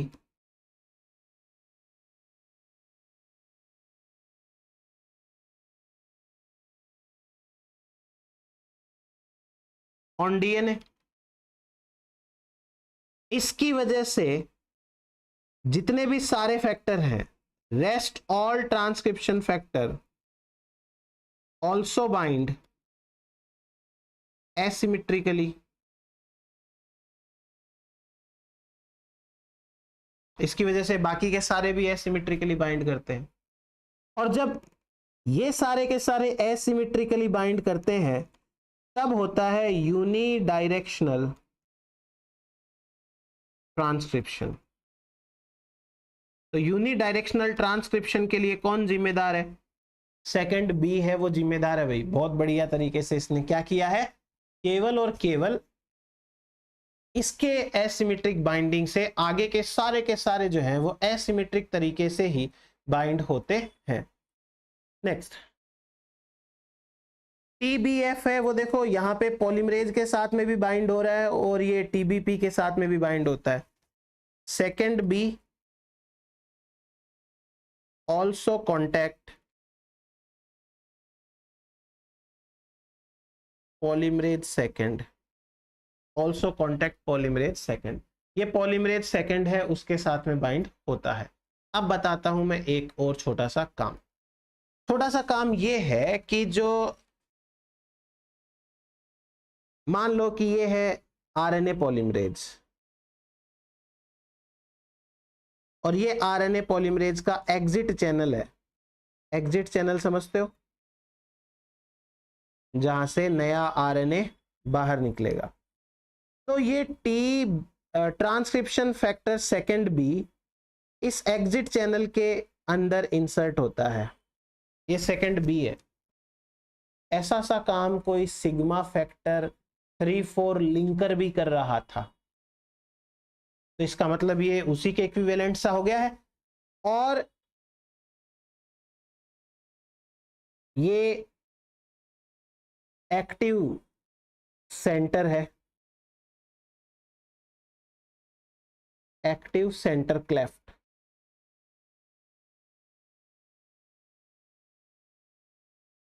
तो second B enzyme second B transcription factor active center cleft में भी एंटर होता है, एग्जिट चैनल के अंदर भी एंटर होता है। ऐसा करने के कारण ही ये इक्विवेलेंट होता है सिग्मा 3-4 लिंकर के। सिग्मा 3-4 लिंकर है, वो भी कुछ ऐसा सा ही काम कर रहा था और ये भी ऐसा सा ही काम कर रहा है। तो ये अपनी बात हो गई इतनी सी। अब आगे बात करते हैं अपन। इसके दो टर्मिनस होते हैं, ट्रांसक्रिप्शन फैक्टर सेकंड बी। एक होता है एन टर्मिनस, एक होता है सी टर्मिनस। ये मान लो सी टर्मिनस है, ये मान लेते हैं एन टर्मिनस है। इसका जो एन टर्मिनस है वो एन टर्मिनस बाइंड करता है डीएनए के साथ।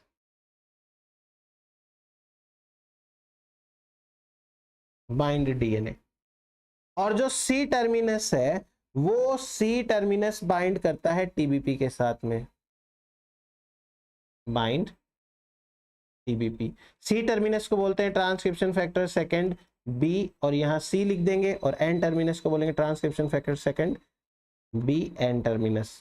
तो एन टर्मिनस और सी टर्मिनस को ऐसे लिख सकते हैं, क्या पता एग्जाम में ऐसा कैसा ही आ जाए, तो आपको ये याद रखना है। तो ये हुआ अपने पास में next point.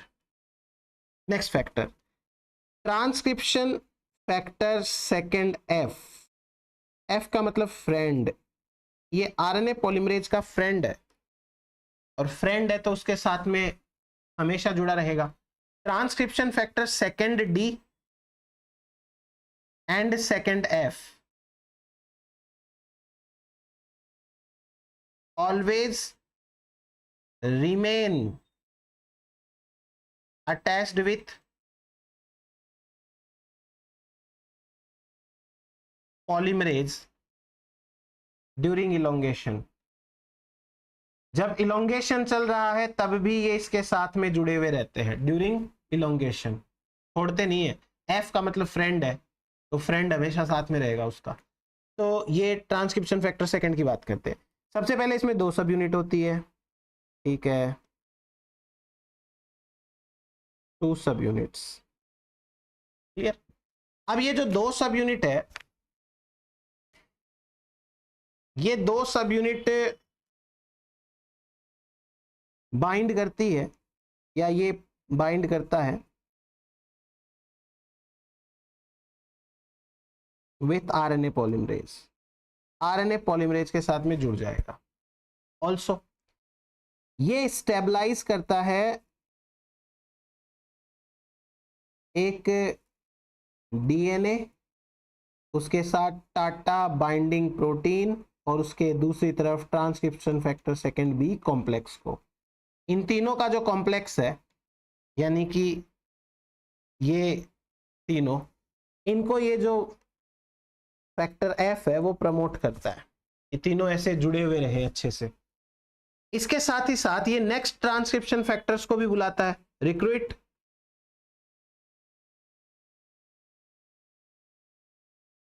Transcription factor second E and H को, ई एंड एच को भी ये बुलाता है, ठीक। तो ये एफ की कहानी हो गई। अब एफ के बाद में आता है ई।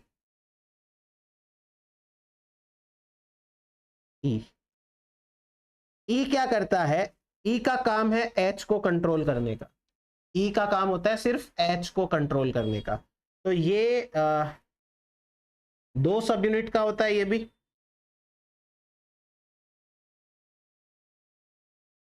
और इसका काम है recruitment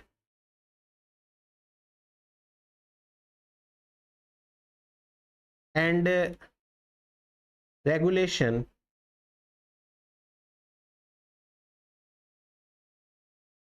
of transcription factor second H. H को रेगुलेट करने का इसका काम होता है। अब आते हैं अपन एच के ऊपर, जो थोड़ा सा ज्यादा इंपॉर्टेंट है, transcription factor second H.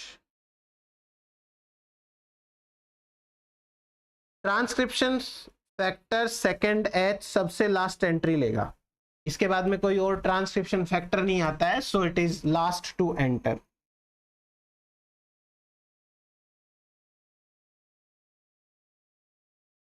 Last entry इसकी होती है।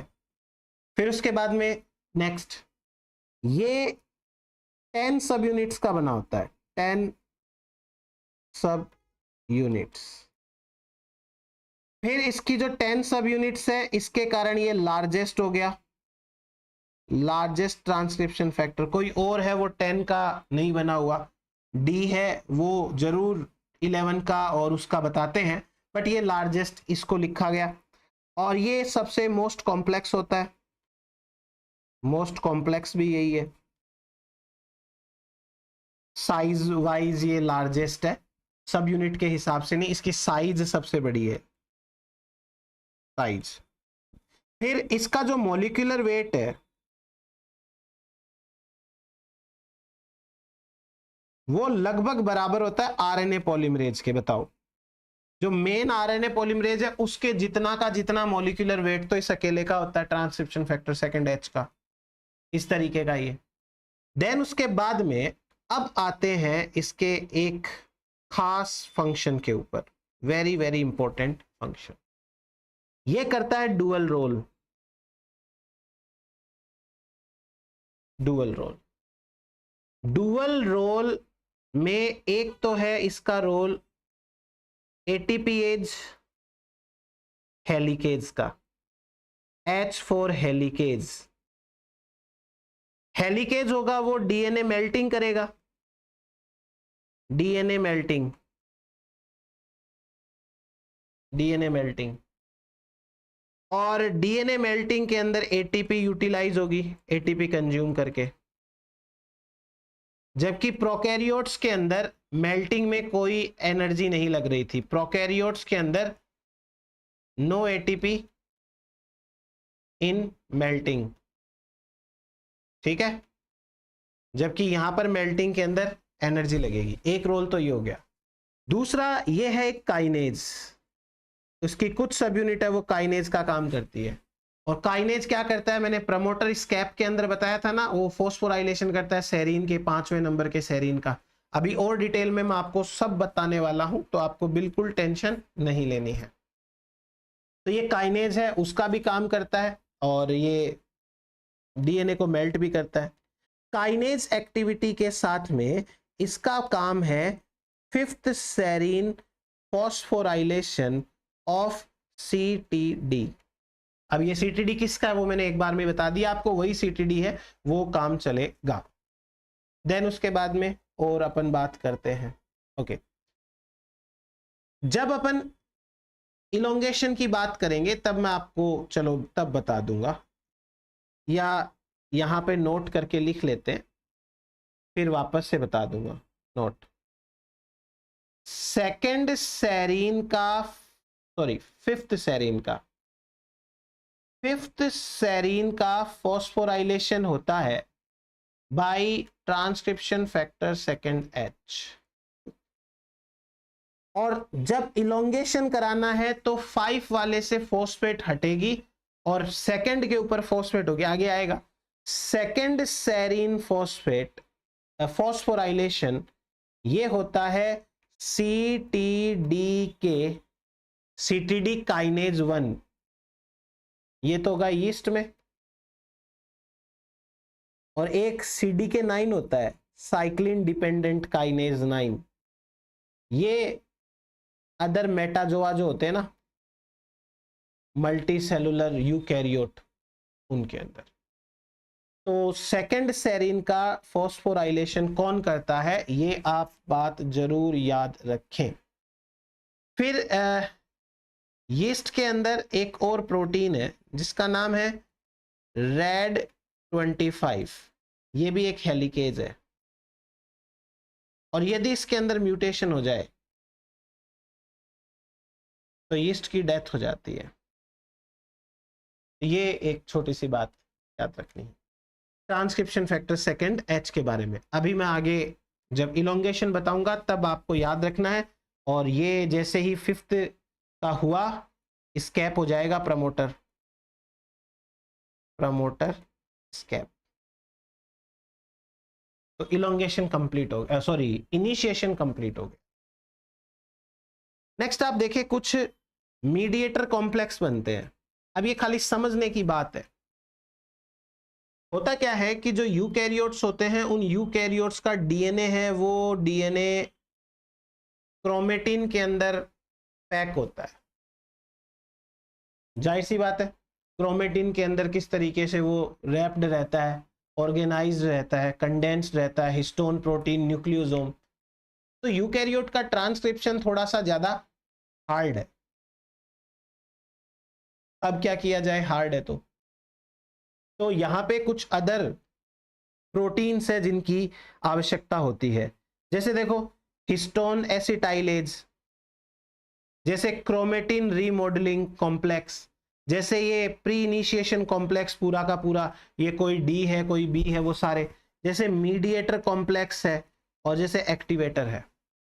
अब आपको ये ध्यान रखना है कि जो मीडिएटर कॉम्प्लेक्स है वो प्रमोट करता है ट्रांसक्रिप्शन को, प्रमोट ट्रांसक्रिप्शन। जब मीडिएटर कॉम्प्लेक्स जुड़ेगा तो ट्रांसक्रिप्शन है वो तो ज्यादा ही अच्छे से होगा। ये देखो, ये यीस्ट का मीडिएटर है, ये ह्यूमन का मीडिएटर है। अब इसमें इतने सारे प्रोटीन्स हैं, आपको सारे याद नहीं करने हैं, आप तो खाली जो मैं बताऊं वो याद करो। एक प्रोटीन है जिसका नाम है SRB4 MED17, SRB4 and MED17 है। ये रहा MED17 और SRB4 है, उसको भी ढूंढ लेना, मिल जाएगा ये। इसका काम होता है ट्रांसक्रिप्शन में रोल प्ले करना। सो it is essential in transcription. अगर ये हट गया ना तो थोड़ा सा दिक्कत हो जाएगा। नेक्स्ट पॉइंट, जब अभी आपको ये पता चल गया ना कि मीडिएटर कॉम्प्लेक्स क्या होता है, तो अभी आप एक चीज समझो, जब प्रमोटर से आरएनए पॉलीमरेज आगे जाएगा तो आप खुद देखो कि मीडिएटर जो कॉम्प्लेक्स है वो हट जाना चाहिए। अभी इस कंडीशन में तो मीडिएटर कॉम्प्लेक्स आरएनए पॉलीमरेज जुड़े हुए हैं, और अगर ऐसा ही रहा तो आगे नहीं जा सकते। तो करना क्या है, जो 5 सेरीन का फॉस्फोराइलेशन होता है, इसकी वजह से मीडिएटर कॉम्प्लेक्स डीअसेंबल हो जाता है। मीडिएटर कॉम्प्लेक्स डीअसेंबल, ये डीअसेंबल हो गया अच्छे तरीके से। क्लियर, चीज समझ में आई आपको? नेक्स्ट, इसमें अपन और बात कर लेते हैं। चलो बस इतना सा ही है इसके अंदर। अब आते हैं इलोंगेशन फैक्टर्स के ऊपर। देखो इलोंगेशन फैक्टर्स हैं वो कौन से होते हैं सारे बताने वाला ही हूं, ऑब्वियस सी बात है डिटेल के अंदर, पर अभी एक बार इस डायग्राम के अनुसार समझो। ये है CTD, कार्बोक्सी टर्मिनल डोमेन, और इसका ये 7 अमाइनो एसिड वाला सीक्वेंस है। अभी इसके ऊपर किसी तरीके का फॉस्फोराइलेशन नहीं है। पहला, जब फॉस्फोराइलेशन नहीं होता तो प्री इनिशिएशन कॉम्प्लेक्स बनता है, और प्रोसेसिंग की तो बात ही नहीं है यहां पे अभी। फिर उसके बाद में सबसे पहले 5वें सेरीन के ऊपर फॉस्फेट जुड़ती है, और वो जोड़ी जाती है by transcription factor second H। जब फॉस्फेट जुड़ जाएगी तो एक तो प्रमोटर से आगे बढ़ जाएगा आरएनए, और जैसे ही प्रमोटर से आगे बढ़ेगा कैपिंग एंजाइम आके जुड़ जाते हैं, और कैपिंग एंजाइम जुड़ेंगे तो कैपिंग हो जाएगी। तो मतलब कैपिंग एंजाइम कब जुड़े रहते हैं, जब 5th के ऊपर फॉस्फेट जुड़ी है, 5th सेरीन पे फॉस्फेट जुड़ी है। जब इलोंगेशन फेज आएगी तो इलोंगेशन फेज में देखो 5th वाले से तो फॉस्फेट हट गई और सेकंड के ऊपर जुड़ गई। सेकंड के ऊपर फॉस्फेट किसने जोड़ी, CTDK1, ये तो है यीस्ट के अंदर, या फिर CDK9, ये है दूसरे मेटाजोआ के अंदर। तो ये जब सेकंड के ऊपर जोड़ देते हैं तो इलोंगेशन फेज आता है, और जैसे इलोंगेशन होता है स्प्लाइसिंग मशीनरी आके जुड़ती है और स्प्लाइसिंग होना चालू हो जाती है। अब है ना, आप अभी कैपिंग वेपिंग और वो सब छोड़ दो, मैं बाद में डिटेल में बताऊंगा। आपको तो इतना याद रखना है, 5 नंबर पे जब फॉस्फेट जुड़ती है तो 5 प्राइम कैपिंग होती है और स्कैपिंग होती है। कैपिंग स्कैपिंग ऐसे याद कर लो। और जब सेकंड के ऊपर जुड़ती है तो इलोंगेशन होता है, स्प्लाइसिंग होती है। नेक्स्ट, अब ये जो इलोंगेशन के फैक्टर्स हैं, इन इलोंगेशन फैक्टर्स में आपको क्या क्या याद रखना है, देखो एक CTD का थोड़ा सा और याद रख लेना। ये CTD है वो कहां प्रेजेंट है, CTD एग्जिट चैनल के पास प्रेजेंट है।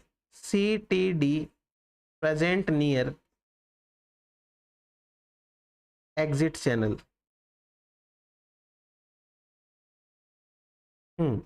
अब देखो मैं आपको बताता हूं ट्रांसक्रिप्शन इलोंगेशन फैक्टर्स के बारे में। एक इलोंगेशन फैक्टर है जिसका नाम है PTEF-B,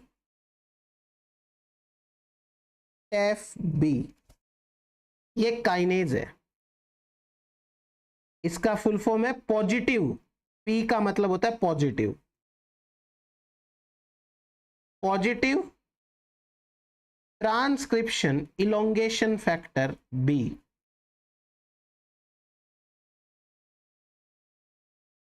इलोंगेशन फैक्टर B, और ये जो काम करता है, इसका काम 3 स्टेप रेगुलेशन का होता है।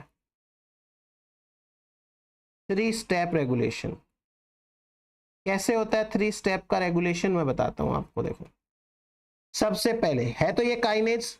तो काइनेज भाई साहब का काम तो क्या होता है? फॉस्फोराइलेशन करने का। मैं एक सेकेंड, हाँ, तो कैसे काम करता है वो मैं बताता हूं। देखो, कंडीशन 1,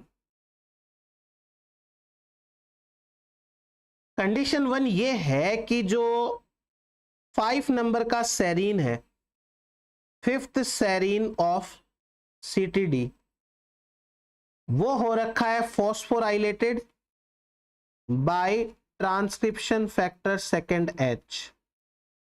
ये अपन ने कहानी पीछे पढ़ ली, ठीक है।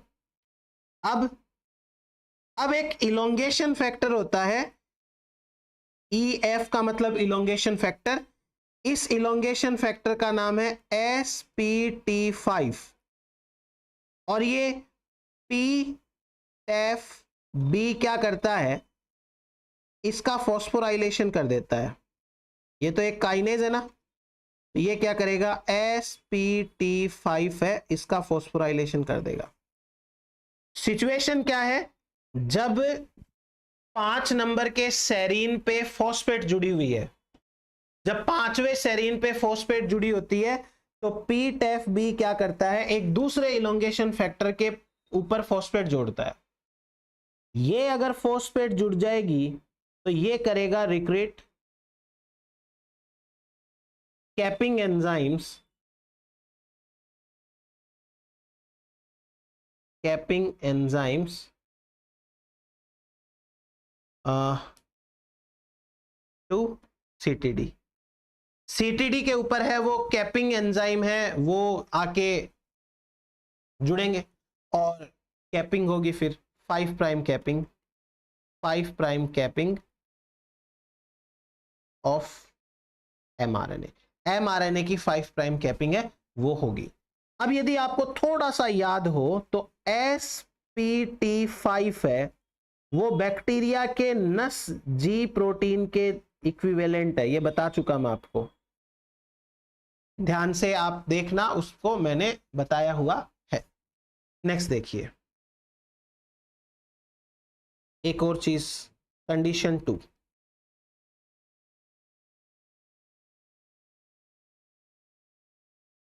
कंडीशन 2 हमारी ये है कि PTEF-B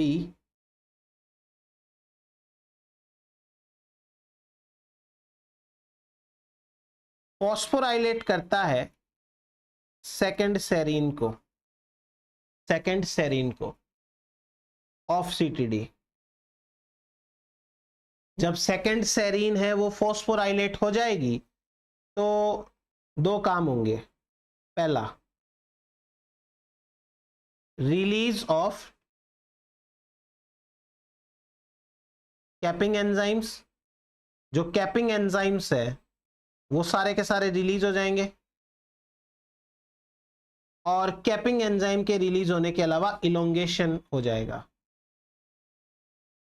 इलोंगेशन, इस कैप तो हो गया 5 से और ये अब इलोंगेशन होना चालू हो जाएगा। ये दूसरा हो गया। तीसरा देखो, कंडीशन 3।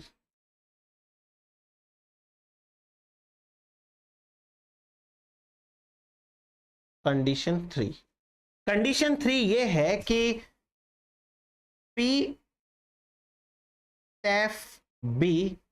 फॉस्फोराइलेट करता है TAT-SF1 को।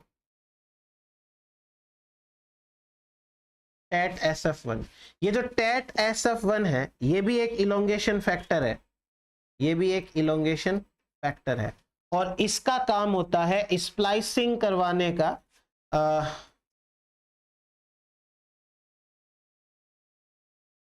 रिक्रूट करता है, ये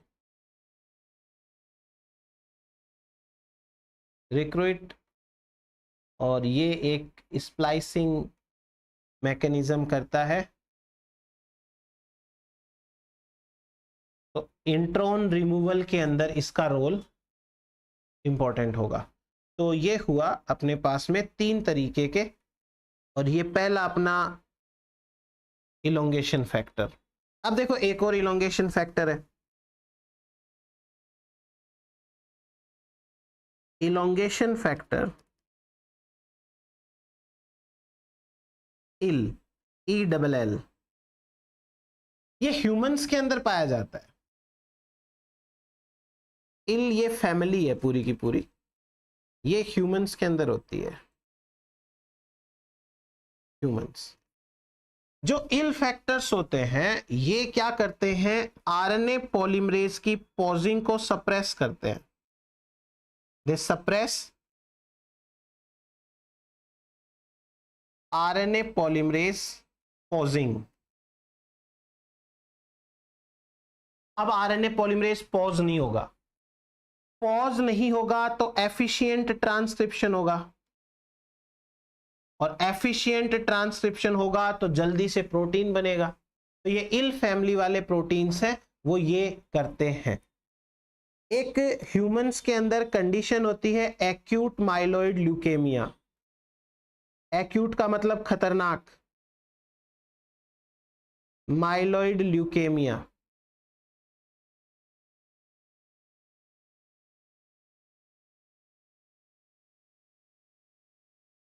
ये एक ह्यूमन के अंदर डिजीज है और इसके अंदर फर्स्ट इल फैक्टर डिस्कवर हुआ था। इस डिजीज के दौरान है वो पता चला था। ठीक है, तो ये एक इलोंगेशन फैक्टर इल का इतना सा याद रखना है। अब एक इलोंगेशन फैक्टर की बात करते हैं अपन, ट्रांसक्रिप्शन फैक्टर सेकंड एस।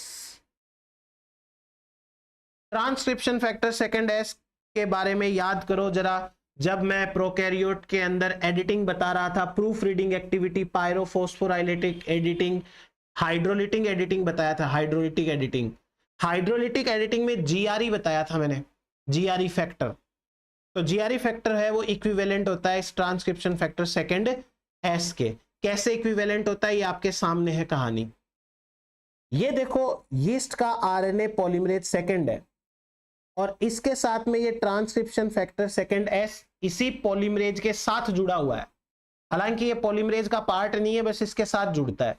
इसके पास में एक जिंक रिबन होता है और ये जिंक रिबन है, उसके अंदर एक मेटल ए होता है और ये मेटल ए क्या करता है, प्रूफ रीडिंग एक्टिविटी कराता है।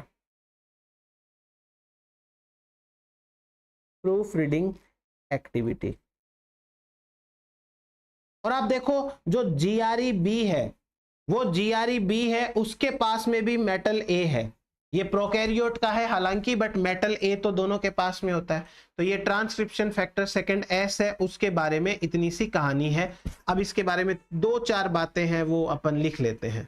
ट्रांसक्रिप्शन फैक्टर सेकंड जो है ये एक तो प्रूफ रीडिंग एक्टिविटी कराता है,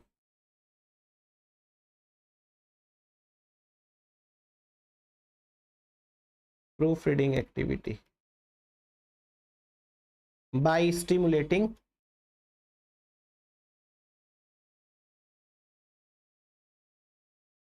RNA's एक्टिविटी, यानी आरएनए को तोड़ने वाली activity of RNA polymerase.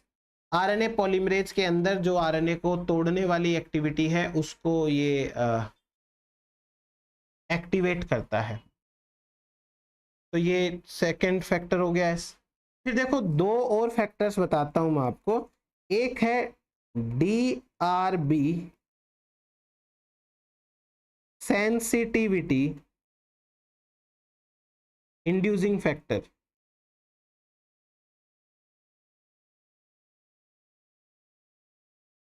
DSIF। और एक होता है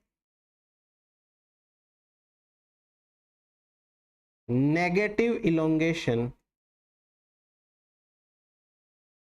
फैक्टर, इसे कहते हैं NELF। तो जैसे इनके नाम से स्पष्ट है कि ये नेगेटिव होते हैं, तो ये क्या कर रहे हैं, ये आरएनए पॉलीमरेज को पोज्ड कंडीशन के अंदर रखते हैं। They keep RNA polymerase in posed state. RNA polymerase अगर एक बार रुक गया, इनको पता चल गया, तो ये चाहते हैं कि ये आरएनए पॉलीमरेज को उसी पोज्ड कंडीशन में रखे ताकि आगे ट्रांसक्रिप्शन ना हो। तो ये तो हो गया अपने पास में नेगेटिव पॉज कंडीशन में रखने के लिए। अब अपन एक और चीज पढ़ते हैं, क्रोमेटिन असेंबली डीअसेंबली ड्यूरिंग ट्रांसक्रिप्शन। ये बहुत जरूरी है क्योंकि यूकैरियोटिक डीएनए है वो न्यूक्लियोसोम के चारों तरफ लिपटा हुआ रहता है। यूकैरियोटिक डीएनए जो होता है वो आपका पैक्ड रहता है ना, कंडेंस्ड फॉर्म के अंदर। तो जब तक वो कंडेंसेशन थोड़ा कम नहीं होगा तब तक काम नहीं चलेगा। तो इसके लिए ना एक प्रोटीन जिम्मेदार है। मैं आपको सिंपल सी चीज बताता हूं, देखो ये प्रोटीन का नाम है FACT, फैसिलिटेट्स क्रोमेटिन ट्रांसक्रिप्शन। इसका काम क्या है? ये 2 सब यूनिट का बना है। एक सब यूनिट का नाम है SSRP1, एक का नाम है SPT16। SSRP1 और एक है SPT16। ये दोनों के दोनों हेट्रोडायमेरिक फॉर्म के अंदर होते हैं और इनमें से मैं लिखवा दूंगा बाद में, इनमें से जो SPT16 होता है ये H3H4 के साथ में बाइंड करता है। चलो यही लिख लेते हैं, ये बाइंड करता है विथ H3H4। अब आप कहोगे कि सॉरी ये H2A H2B के साथ बाइंड करता है, बाइंड विथ H2A H2B, ये तो दिख रहा है। और जो SSRP है 1 है, ये बाइंड करता है, बाइंड्स विथ H3H4 H3H4। देखो होता क्या है, इस प्रोटीन का नाम है फैक्ट्स, इसका मतलब है facilitates chromatin transcription. Chromatin transcription, इसका नाम है फैसिलिटेट्स क्रोमेटिन ट्रांसक्रिप्शन। ये एक हेट्रोडायमर होता है, 2 प्रोटीन्स का मिलके बना होता है। और अब इसके काम देखो क्या करता है। इसका काम है H2A H2B डायमर को रिमूव करना। जब ये डायमर रिमूव हो जाएगा तो आरएनए पॉलीमरेज आगे बढ़ सकता है अभी, और आरएनए पॉलीमरेज जैसे ही बढ़ गया स्टेप 2 के अंदर यही क्या करेगा, वापस से H2A H2B को लगा देगा हेक्सामर के साथ में। ऑक्टामर होता है, उसमें से 2 निकाल लिए, हेक्सामर बचा, वापस लगा देगा। तो मैं इसको आपको फ्लो चार्ट के अंदर बता देता हूं। देखो ये जो फैक्ट है ये है एक हिस्टोन चैपेरोन,